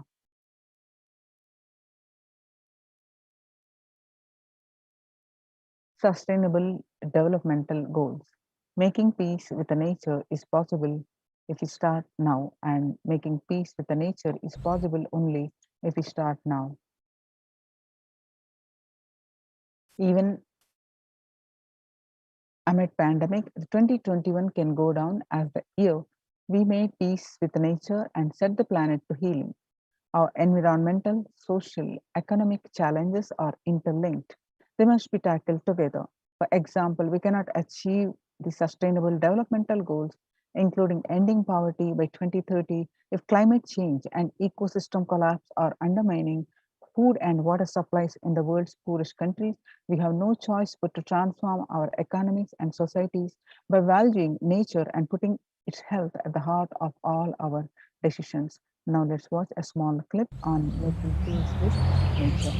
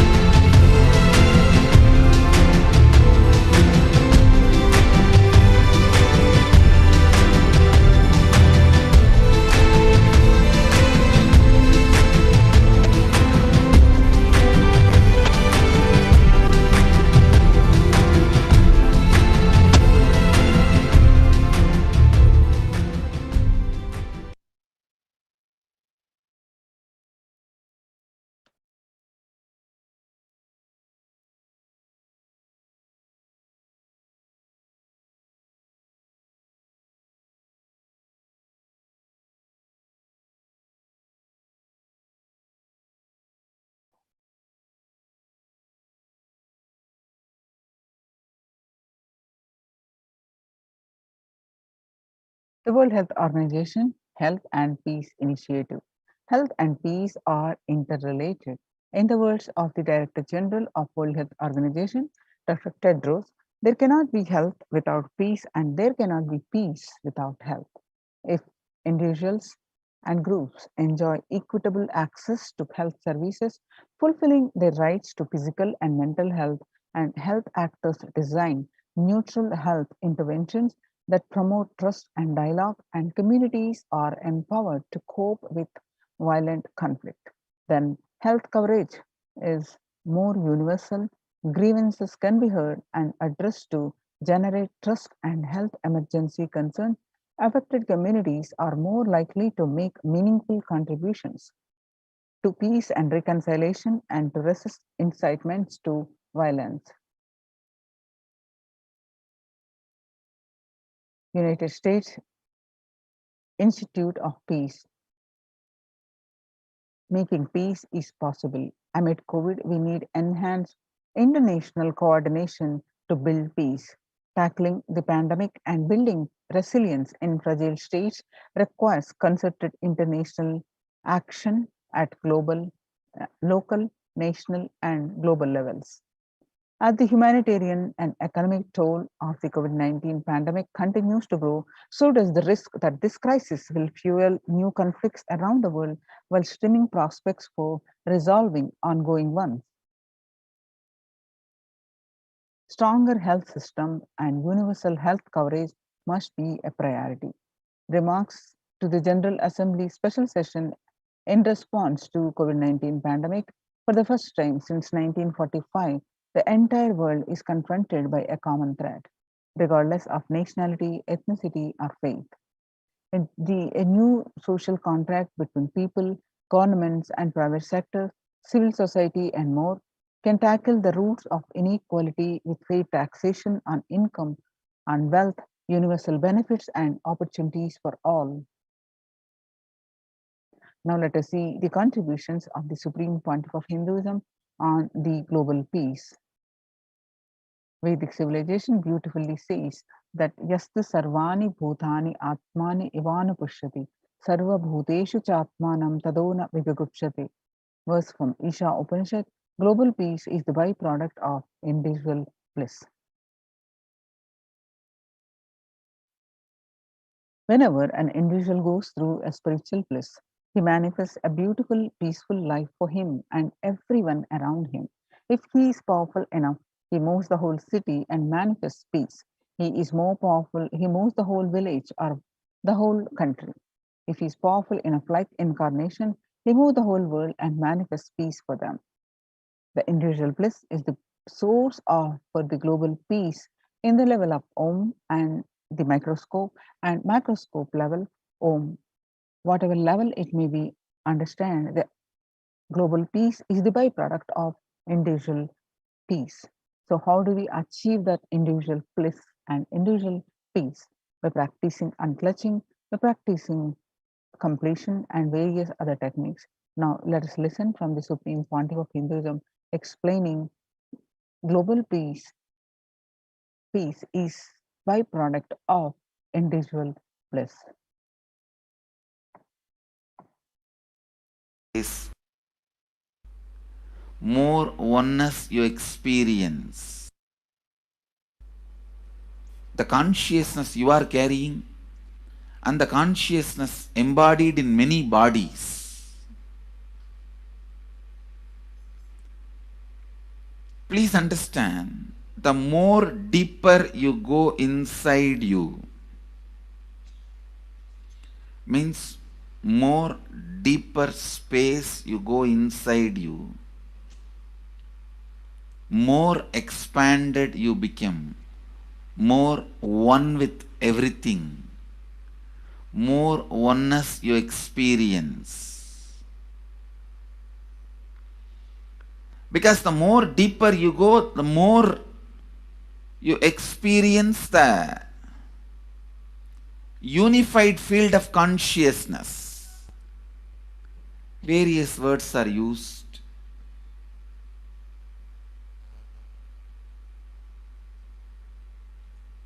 Some of the Hindu traditions uses the word Atma, Brahman. Some of the Hindu traditions use the word Nirvana. Whatever word you may use, Atman, Brahman, Nirvana, unified field of consciousness, whatever. But one thing I want to tell you, the deeper and deeper you go in your inner space, you experience the vast oneness. The more superficial you are, the more incompletions you carry with others, even with yourself. The more superficial you become, even your own right hand and left hand fights with each other. Different parts of you fights with you. Different thoughts of you fights with you. Even you fight with you, the more superficial you go, the more deeper you start traveling. First, you get integrated. The you fighting with you stops.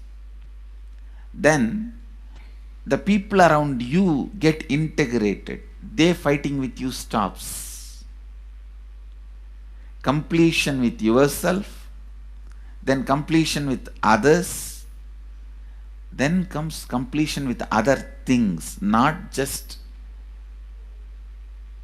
living beings, even with inanimate beings.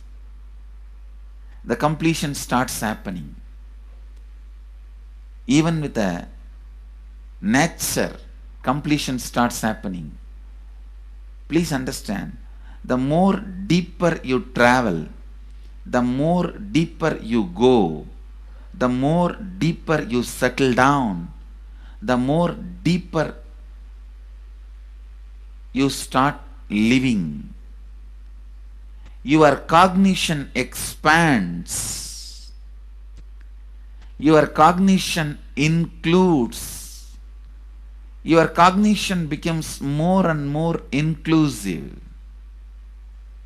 More joy, more bliss, more knowledge, more enlightenment. Please understand.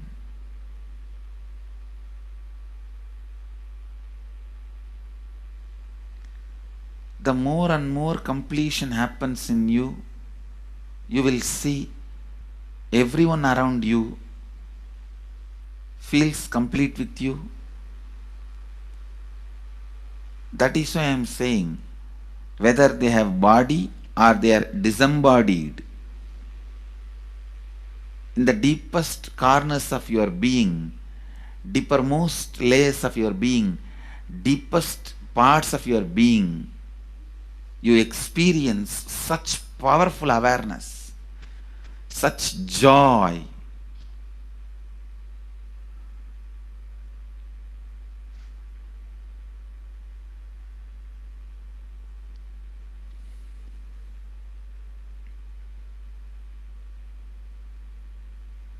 Going into the deepermost corners of your being not only is a joy, it's a power.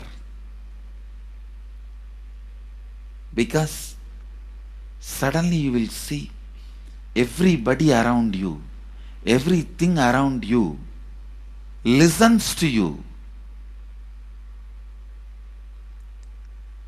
It really becomes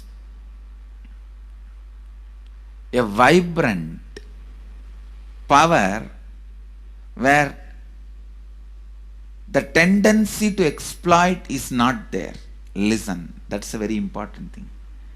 Power without the tendency to exploit. Because as long as you feel the other person is separate from you, when you get the power, it will always be used for exploiting.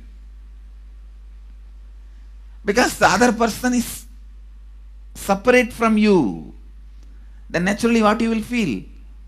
Let me suck all the possible energy, intelligence, time, talent, treasure. But when you feel the other person is your own extension, you will see, you will be showering so much, enriching so much. The power you have will not be exploiting, it will be enriching. I tell you, even if death comes at this moment, I can tell you very clearly, I can face the death directly and tell the death, I have enriched every human being more than what I received from anybody.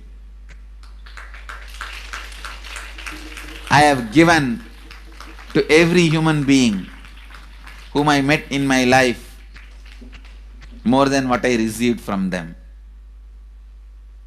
My accounts is clear. I am ready. Come on, let's go. My accounts is clear. I don't have debt. No credit card money to be paid, loans to be paid, no debit card, no credit card. My accounts is clear. Understand, when you feel everyone is your extension, the power given to you, the power you gain, see, any living is power. Powerful way. Even in that, you will become powerful. So any lifestyle you choose, you will get power in that field.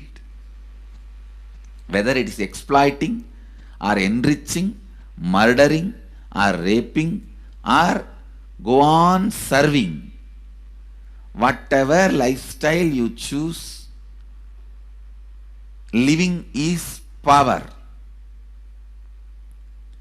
When you go into the deepermost core of your being and start living based on completion, I tell you,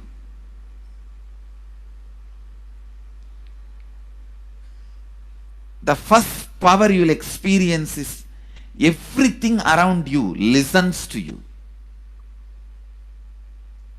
That power will simply make you enrich everyone. The best power you can have through living is power of enriching. Whatever you do, as I said, whether you live the life of enriching or exploiting, you will become powerful. I tell you, the power of exploiting brings more and more conflict within and without. And those conflicts naturally bring suffering. And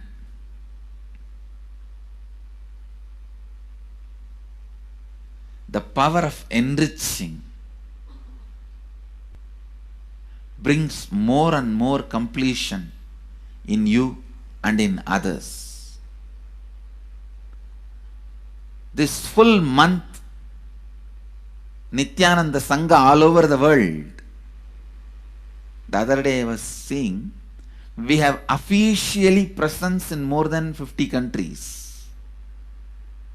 As devotees, group of devotees, we have presence in 100 countries. All over the world, we are going to celebrate this whole month for Global Peace Month, impacting global peace. All of us this whole month will live completion and do samskara dahana kriya, means burning the patterns which separates us from others, burning the patterns which are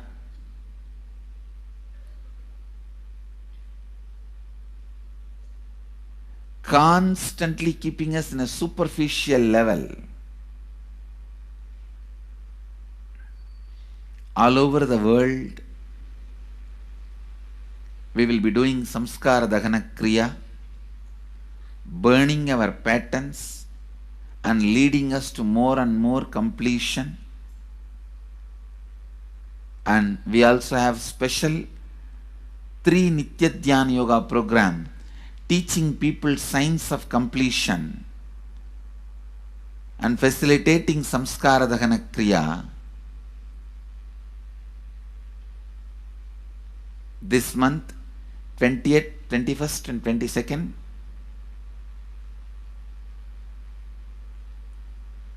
this whole month, all over the world, all our temples, ashrams, centers, yoga centers, schools, colleges, universities should do Samskara Dahana Kriya, should do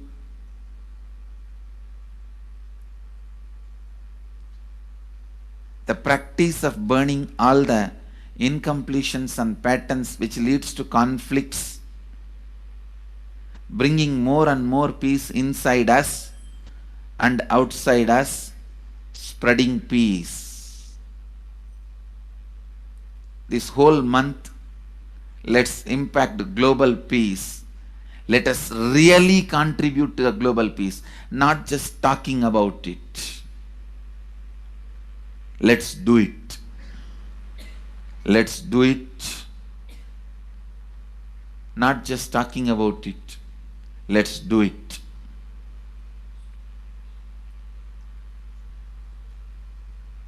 Even if you teach the Samskara Dahana Kriya to 50 people in each area, each place where we have centers, ashrams, temples, two-way centers, yoga centers, even 50 people, each Tanidar teaches, enriches them with this science. The amount of suffering and negative waves, negative vibes reduction can contribute so much to the world. Please understand. One positive person can burn millions people negativity. Experientially, with evidence we proved, one positive person has already burnt at least 20 million people's negativity in last 10 years and brought peace. So each one of you, if you stand up as one positive being, one authentic, responsible, enriching being,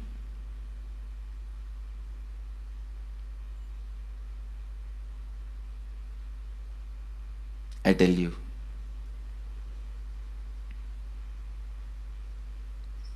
we can do so much to the world. It will be better place than the time we entered. When we leave, it should be better place. That's all. When we leave the earth, it should be better place. So understand, inner peace is your birthright. Go to the depths of your being. Bring more and more completion into you. Completion with others. And start living Advaita. Today in the Inner Awakening session, it's all about completion with others. So last 6 days, literally, you worked so much, one by one by one by one by one, layer by layer by layer by layer. The completion with yourself. Now comes completion with others. Today, we are starting the science of completion with others.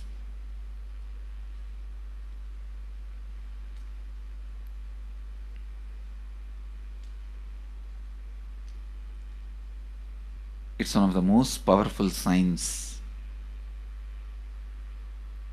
Does so much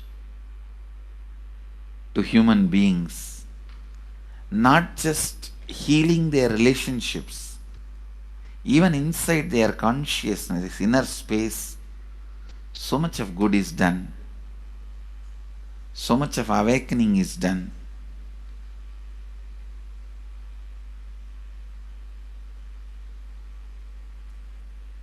See, when you have completed with others, the kind of strength you feel is the power of Advaita, strength of Advaita. Today the inner awakening sessions are all about completion with others. We have long session today working on completing with others. So with this, because today we have a long session with inner awakening, we are also lagging behind the syllabus. Actually, it is a good news, it's not a bad news, because participants are so sincere. They are going through the whole process so intensely, sincerely. Because of that, we are little delayed, but today I am going to catch up. Today I am going to spend more time and catch up with them, with the syllabus. So,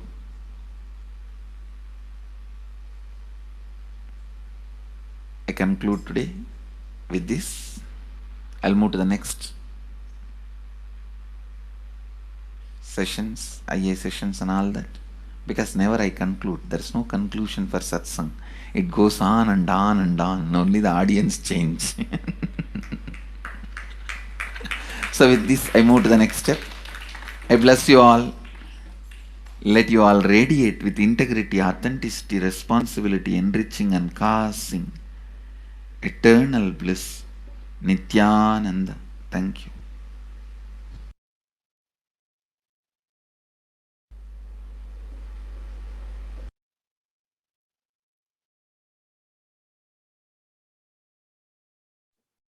Now let's listen from the Supreme Pontiff of Hinduism is self. Social answer means I'll tell, oh, you should all work. Self-transformation is the secret to achieve global peace. For global peace, you should all work for turning the world, you should work for revolution, you should work for all these, that things, you should vote only the party which says that it will stop the war and all these things. This is the social answer. Nonsense. If you want the honest answer, I tell you, simply transform yourself. You can't do anything. If at all you can do, you would have done it. Be honest. If you can do, you would have done it. You are raising this question because you are not able to do. Am I right? So let us be very clear. Let us be honest. We are not able to do socially. That's the truth. That's the reason you are sitting here and raising the question. I tell you, understand few important things. There are a lot more attached to this question. There are many things which is attached to this question. We always feel the present is the world is totally spoiled. It is not going according to the rules or how it is supposed to be. It was wonderful once upon a time. In ancient time, things were going properly, everything was well and great. And I tell you, 10,000 years ago, they found some writings on stone in Harappa Mohenjo-daro culture. Some stone writings have been discovered. The other day I read a beautiful book about that stone writings. That writings, it says, oh, nowadays the society is not as it should be. So much of war, there is no peace. In the early times, there was so much of peace. Society was really great. Things were as it should be. And it almost looks like a today newspaper editorial. 10,000 years ago, the same thing carved on a stone. Then understand, there was no such time as only good prevailed. It is just a fantasy. Hinduism, they call it Satya Yuga, the age of truth. There was a time only truth prevailed. And every religion, Christianity, they say the Garden of Adam and Eve. There was a time everything was wonderful. Every religion has got the fantasy. The past was great. There was golden past. Always the idea of golden past exists only in the past. The more you go back, again you say the past was great. And I tell you one thing, it is a wonderful way of postponing accepting the reality. Otherwise, I can be sure the world was same as it is today. Whether it is 5,000 years ago or 10,000 years ago.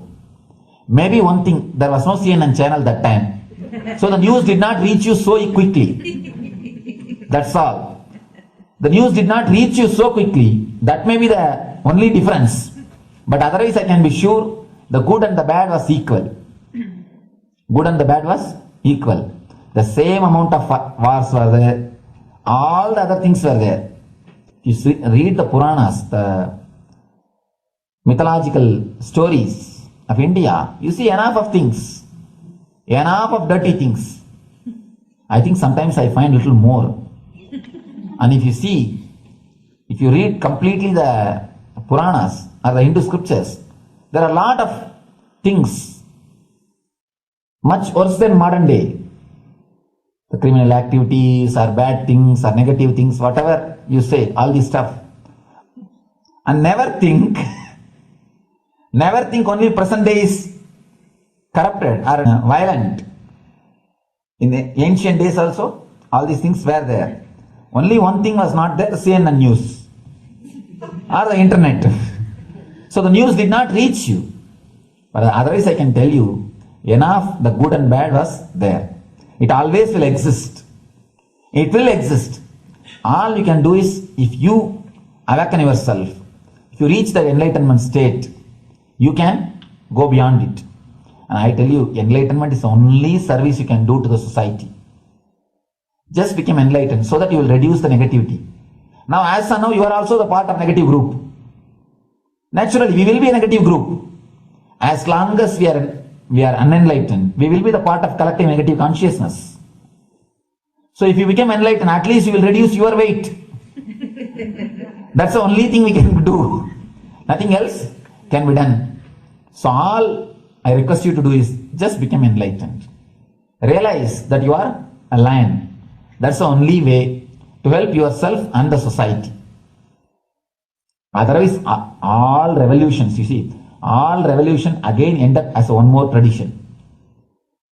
In last 2000 years, 3000 wars have happened in the humanity. In 2000 years, 3000 wars. Human beings have not done anything except doing wars, except fighting. Everybody claims he wants to do revolution. He wants to spread peace. You see, every country claims their army is a defensive army. Then who is offending? Tell me. Every country says defensive army. Then who is offending? These are all just, games. The idea of peace is a pure game. Everybody wants to spread the peace according to them, not according to the other person. They want peace according to them. The other day I was in one interreligious gathering. One guy is preaching, let all of you convert to my religion so that we will not have fight. He wants peace the way in which he wanted, not the way in which. And there's a beautiful saying, the sword of Muhammad, it is written, peace alone should survive, something like that. He has written some statement about the peace on the sword. We all take sword to spread the peace. So no revolution is going to help, because in the last 2000 years 3000 revolutions have happened, but still world is same, I think much worse. So no revolution is going to help, only individual evolution is going to help. So be very clear. Instead of working in the outer world, start working in the inner world. that will help you and society some way.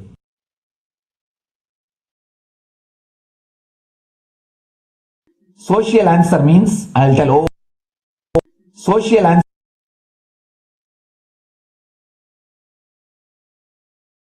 Listen carefully. The space of Shanti, the space of Shanti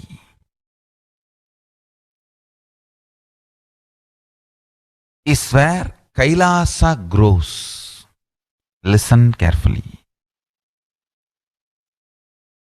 It is in the deep powerfulness of peace, or peace-centered powerfulness is the ground, breeding ground for Paramashivatva to manifest. Please understand.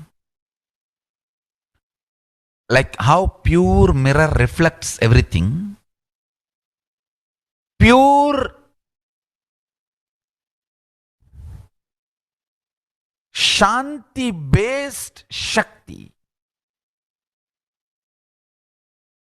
peace-based powerfulness reflects Paramashiva.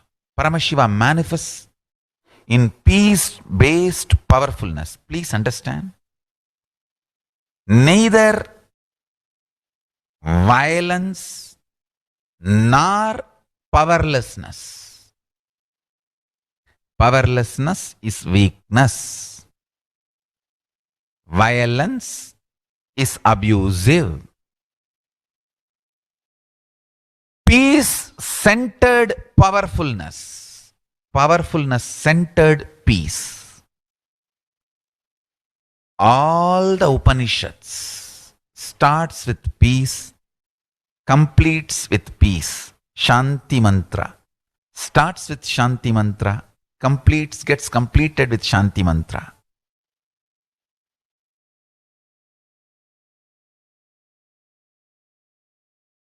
Peace-based powerfulness is a fundamental requirement for Paramashivatva to manifest. That is why people who don't want us to manifest Paramashivatva or power manifestation do not want to allow the peace in our life, or do not want peace in our campus. Understand? But only if you are peaceful, which cannot be shaken even by the demons and devils and rakshasas, we can be in eternal peace. So, remember this very clearly.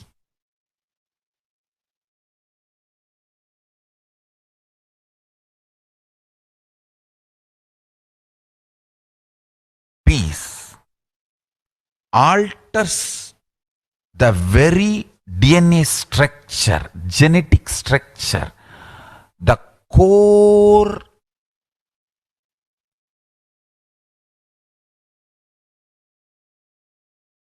Anu Mahat structure. Understand? Anoraniyan Mahato Mahiyan.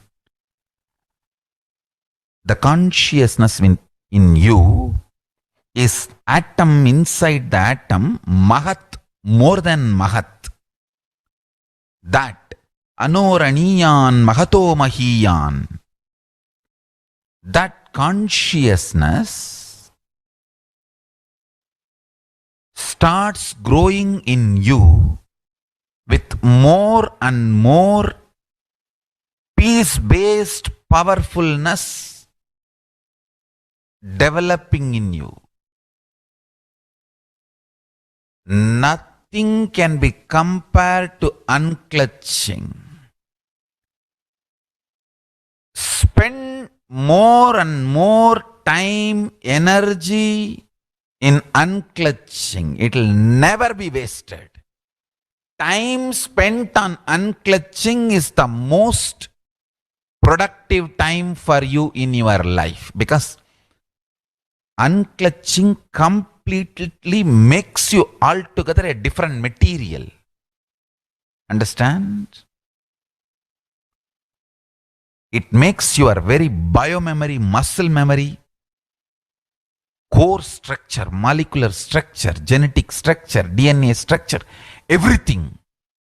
All the 8 energy flow circuits, 7 energy flows, 1 the pure conscious explosion. So totally 8 energy flow circuits exist in you. All the 8 explodes when you unclutch. Understand? Unclutching is the space of Sri KAILASA.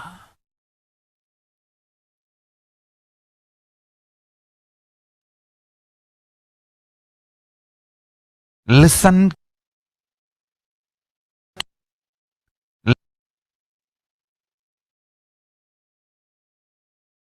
Every chanting, every prayer in Hinduism ends with Shanti, Shanti, Shanti 3 times. Means peace, peace, peace. Hinduism is the real religion. Loving peace, living peace. Individual level, social level, global level. Understand? Hinduism lost all its 56 nations, 200 states, 10,000 kingdoms, samsthanas, is not a loss to Hinduism, it is a loss to planet Earth, human beings. Wherever Hinduism is practiced, kept alive, the ideal of global peace is kept alive. Just do this one simple statistics. You yourself study. Google and study. Take the top 10 religions and list how many people they converted in last 200 years. How many people they killed. List for each religion. I can be 200% sure. You yourself will realize Hinduism is the most peace-loving and peace-living religion. Neither conversion nor terrorism. Neither conversion nor terrorism. Being the supreme pontiff of the most peace-loving, peace-living religion, I give you all my blessings on this International Peace Day. Understand? It is we Hindus need to keep the global peace as a living possibility, and we need to make this global peace as reality. Just talking about global peace will not work. Working for global peace only is the responsibility of the real living Hindu. Anyone who wants to claim themselves as a Hindu or practicing Hindu should work for global peace. Global peace is our responsibility. Every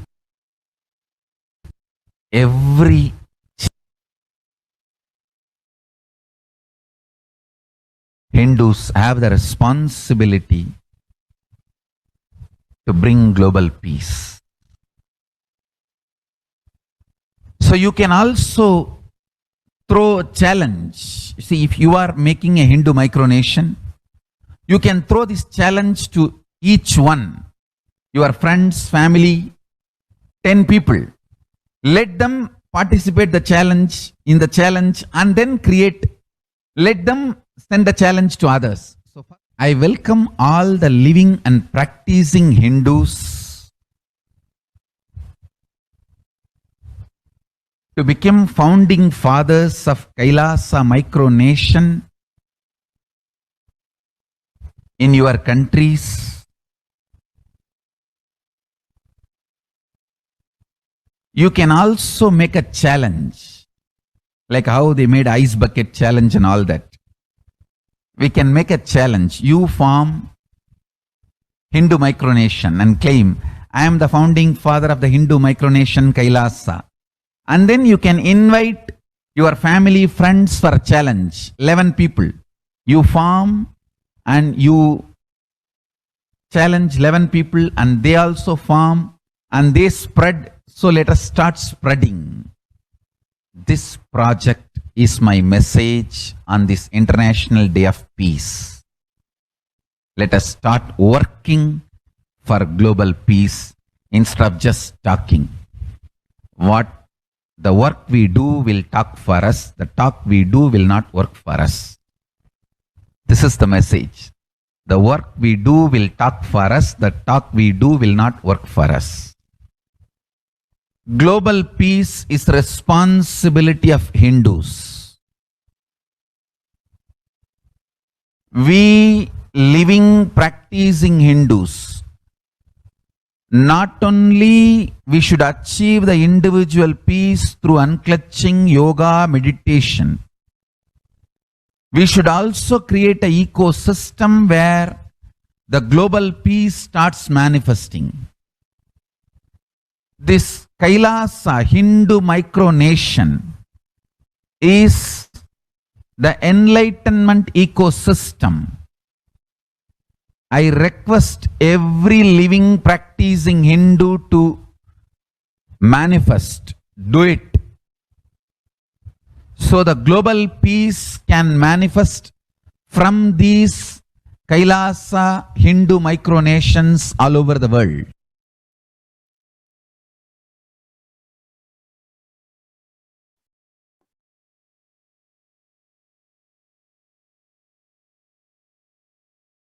Hindus. Now, KAILASA's mission of global peace and superconsciousness breakthrough. The sovereign order of KAILASA, led by the Supreme Pontiff of Hinduism and Nithyananda order of monks, nuns, and Hindu diaspora, are working for global peace and to give a superconsciousness breakthrough to humanity.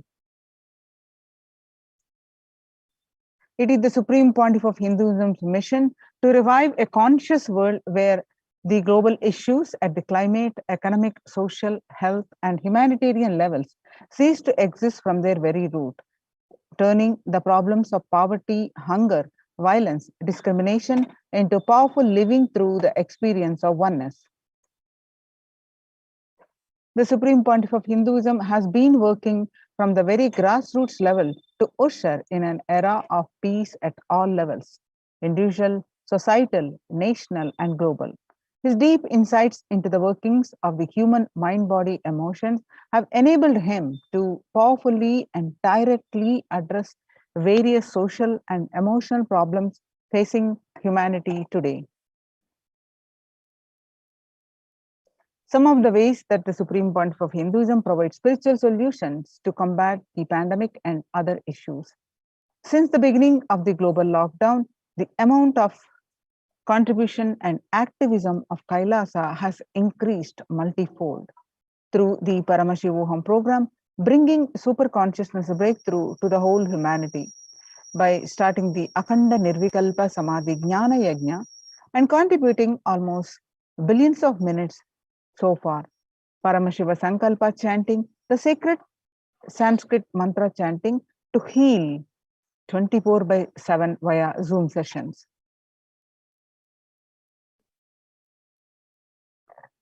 Spiritual healing to one and all via 24/7, helping humanity to cope up with insecurity, fear, disease by empowering individuals to heal themselves, learn to cope up emotions like depression and tough situations in relationships, providing alternative solutions to worldly problems through power manifestation, initiating thousands every day into manifesting innate superhuman capabilities into the Kailas Courtyard sessions.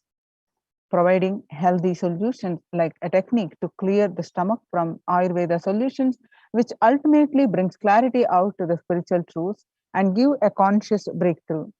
In the long term, establishing self-sufficient communities.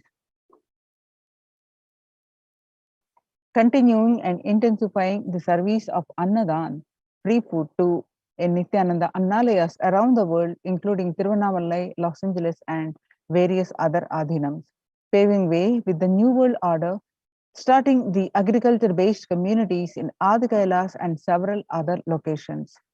Peacekeepers of Kailasa offering various life solutions from the teachings of the Supreme Pontiff of Hinduism. Hinduism prescribes various methods for global healing. One such is Maheshwara Puja, nullifying collective negativity simply through the presence of the avatar and his order of monks. Offering Maheshwara Puja to the natural calamities hit victims, Bhava Samadhi Darshan to raise the individual consciousness breakthrough. Devi Parashakti Akashic readings, the cosmic revelations. Society was created with the delusional ideas of too many human beings, blind spots, and the decisions made from those blind spots. If the visionary of a civilization or country or nation has blind spots when he develops the vision for it, the whole civilization suffers those blind spots forever.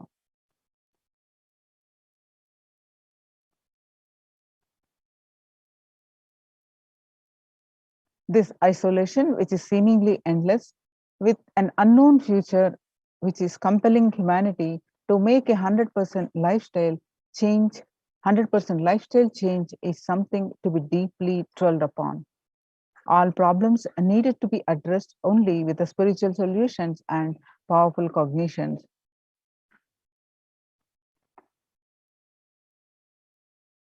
To stop people having mental breakdown, pandemic fatigue, collapsing, depression, destruction, and also give them super consciousness breakthrough and revive the enlightened civilization, the Supreme Pontiff of Hinduism continuously gives spiritual solutions and powerful cognitions.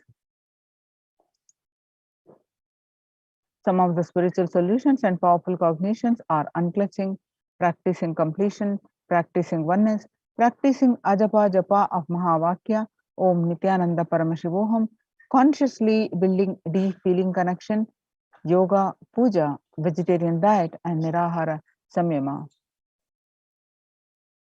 It's time we all take responsibility to save humanity and to protect people from the pandemic fatigue, destruction, and let's try to enrich people for every one of these great spiritual solutions.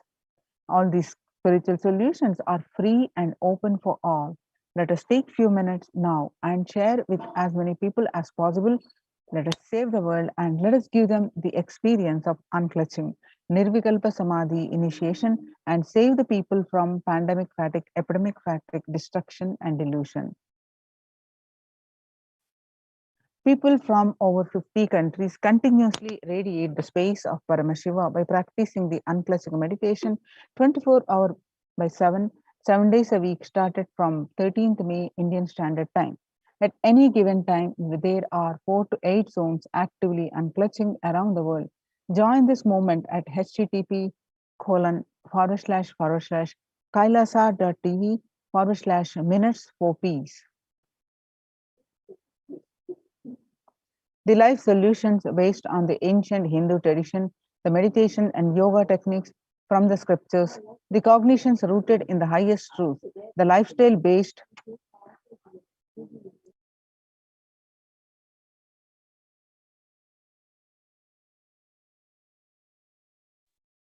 The life solutions based on the ancient Hindu tradition, the meditation and yoga techniques from the scriptures, the cognitions rooted in the highest truth, the lifestyle based on living and radiating the higher values of life, and powerful way of living and realizing one's ultimate potential form the foundation of the Supreme Pontiff of Hinduism's teachings, which by their inherent nature provide the foundation for peace on planet Earth.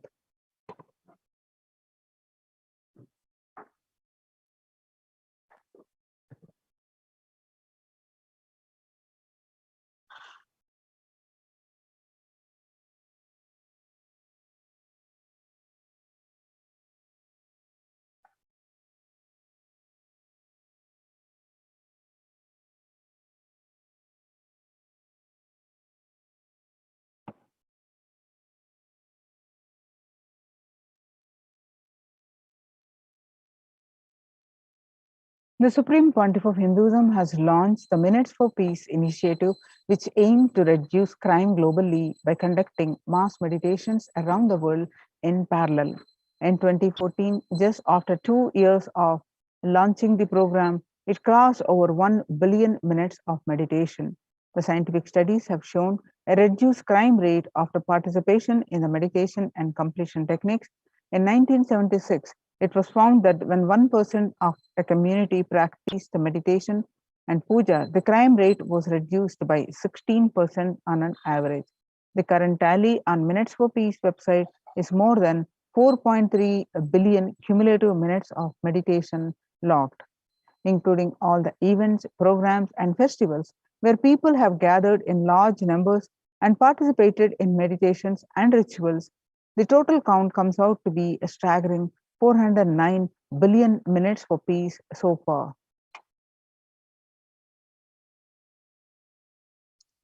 About 5,000 devotees gathered and participated in a 48-day meditation program called Shuddhadvaitam. You can see the glimpses.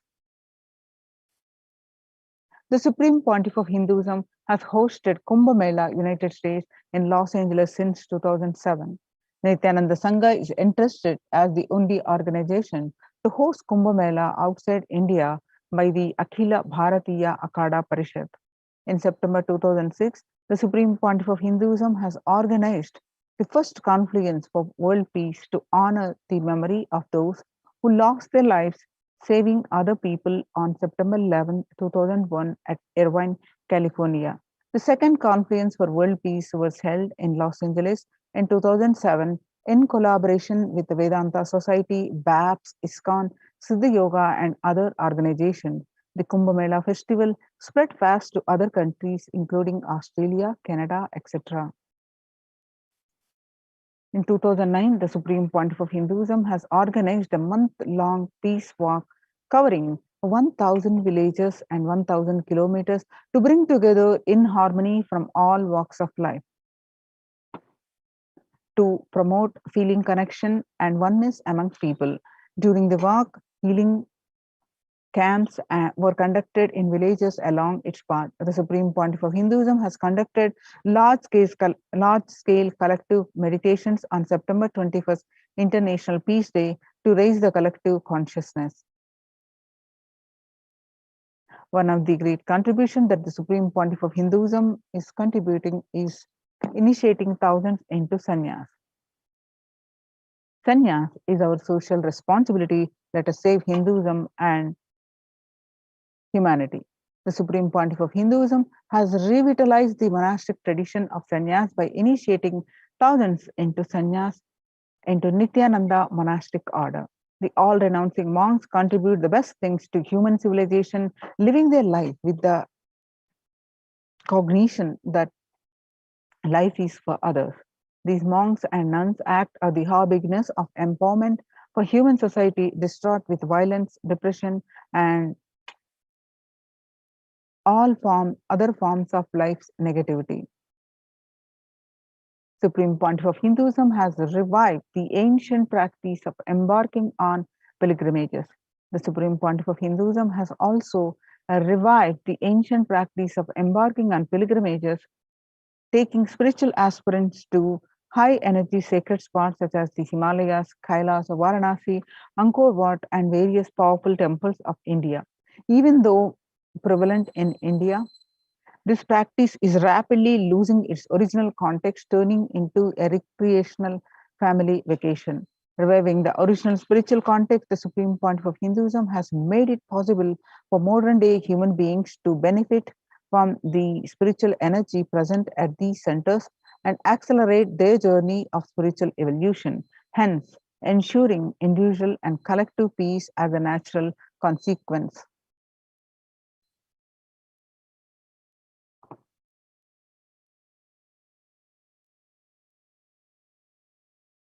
Food systems hold key to world hunger. Effect of the COVID-19 pandemic, the UN has noted a dramatic increase in the world hunger. According to the state of food security and nutrition in the world, 1/10 of global population, as many as 811 million people, were undernourished, and in 2020, an increase of 118 million from 2019. Under the No Hunger Project, which is Red Om, through the Annalayas, the food donation centers, at the KAILASA's de facto spiritual embassies of KAILASA worldwide, under the guidance of Supreme Pontiff of Hinduism, has served over 5 billion organic sattvic vegetarian meals so far. Giving free food to all citizens is the economic policy of KAILASA, deriving the reference from Vedas and Agamas. Recently, under the humanitarian initiative launched by the Supreme Pontiff of Hinduism, is the opening of KAILASA's COVID care centers in India, where the monastery campuses have been turned into a multi-layer quarantine facility to safeguard the inmates against any possible point of contact with the outer world. The Supreme Pontiff of Hinduism has opened this service free to all people, regardless of any differences in age, gender, caste, creed, ethnicity, color, or socio-economic status. Food, shelter, internet, and all basic facilities, including medical care, are provided at these COVID care centers free of cost and for an indefinite time. The outcome has been a splendid zero infection rate so far among the participants, a feat not achieved anywhere else in the world, let alone in India. This response model of handling the COVID-19 pandemic at a community level, along with the guidelines and recommendations for governments, has been recognized and accepted by the United Nations as well. You can see the participants of the COVID care program offered by the Supreme Pontiff of Hinduism are enjoying a healthy, blissful, spiritual lifestyle in multi-layered protection. They enjoy a stress-free time following a spiritual morning routine, doing yoga, daily puja, temple sevas, kara sevas, all celebrating the festivals. So join the KAILASA's COVID care protection centers. Register now through the link below, https://kailasa.org/kailasa care. Now, all these COVID care centers are temple-based at the KAILASA's de facto spiritual embassies. So why Supreme Pontiff of Hinduism reviving the temple sciences? Let's understand.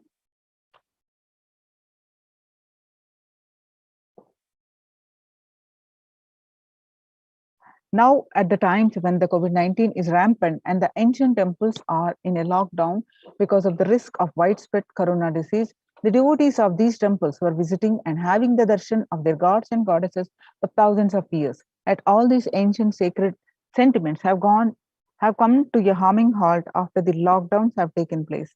The religious fervor of the devotees is being lost due to the pandemic.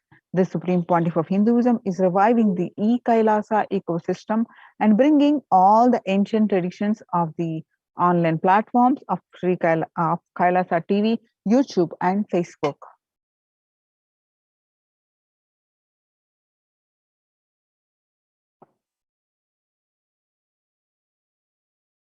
Now let's listen from the Supreme Pontiff of Hinduism that speaks about deities holding energy when doing the Prana Pratishtha.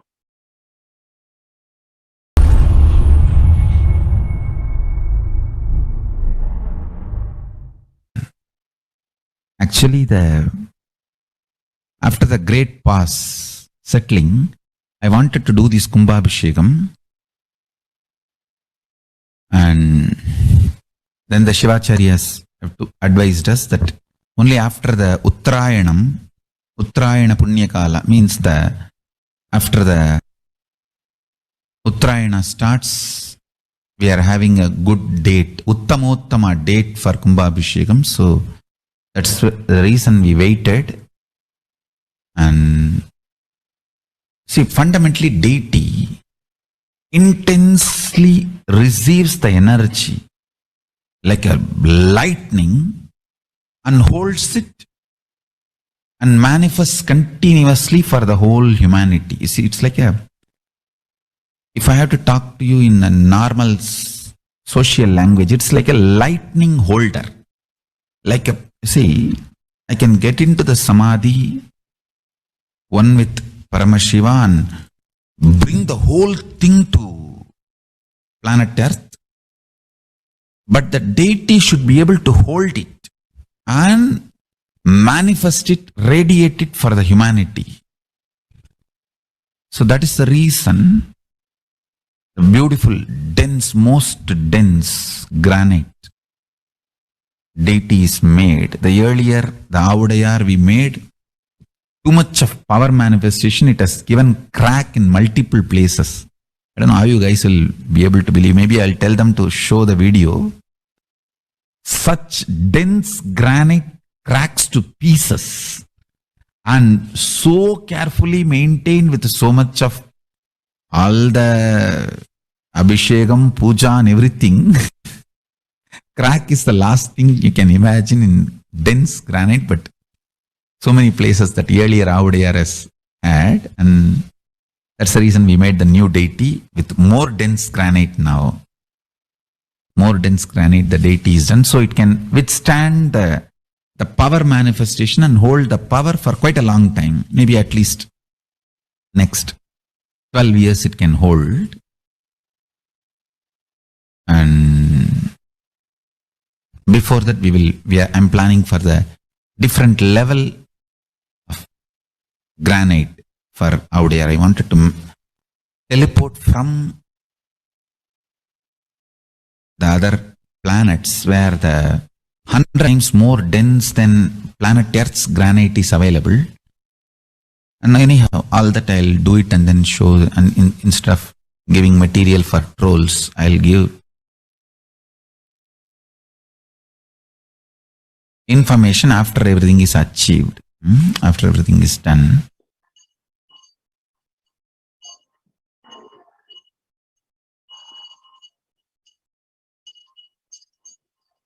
On various occasions, Devi Parashakti revealed to the world about the joining the Adi KAILASA and save from this pandemic. Whoever comes to Adi KAILASA and does the good work of saving people from deadly corona, I myself will do all of their life's work. This is a commitment Paramashakti is giving you all. Parameshwari, I will do what I say. So when the first world countries closed their borders during the massive global emergency, KAILASA has opened its doors to all without exception. The KAILASA rushes to aid India as India finds itself on the verge of COVID-19 third wave. Multiple free COVID care centers opened across India, various social services offered during the pandemic in the de facto spiritual embassies across India, and cosmic revelations on global pandemic. The various social services, including the medical care, allopathy, Ayurvedic, Siddha medicine, infrastructure to accommodate thousands, accommodation for multi-layered quarantine, emergency ambulances, ICU on wheels, personal protective medical care, medical equipment, food security management through food banks, organic farming. So join the KAILASA's Code Care Protection Centers. Register now through the link below, https://kailasa.org/kailasa care. So with this, we are going to move on to the next part of our program after a very short break. Thank you, Nithyanandam.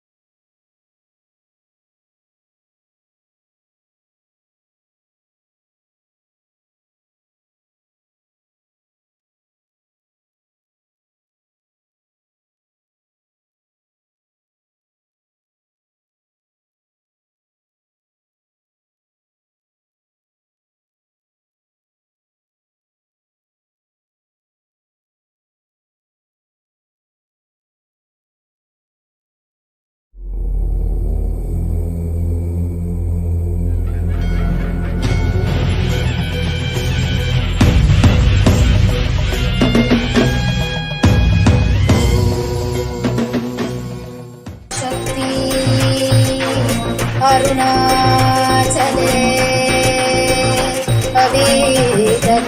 अवेदकुजाम्बिके मधुरापुरी Meenakshi Samaypur Indrakshi Kanchi Kamakshi Kashi Vishalakshi Kailash ज्ञानाक्षी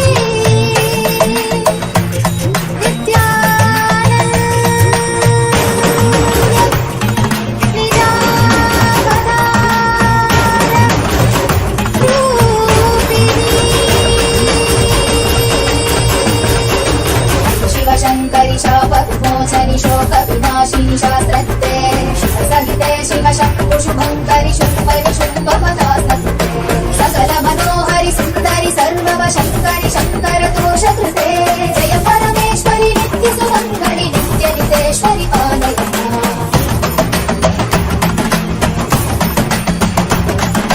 करुणकटाक्षि सूक्ष्म विवेक्षणि काङ्क्षित साक्षित सर्वकृते शुभजन शाश्वत मानस पावित कामित याचित पूर्णकृते सुकर सुखीकृत दुष्कर नाशकृते जन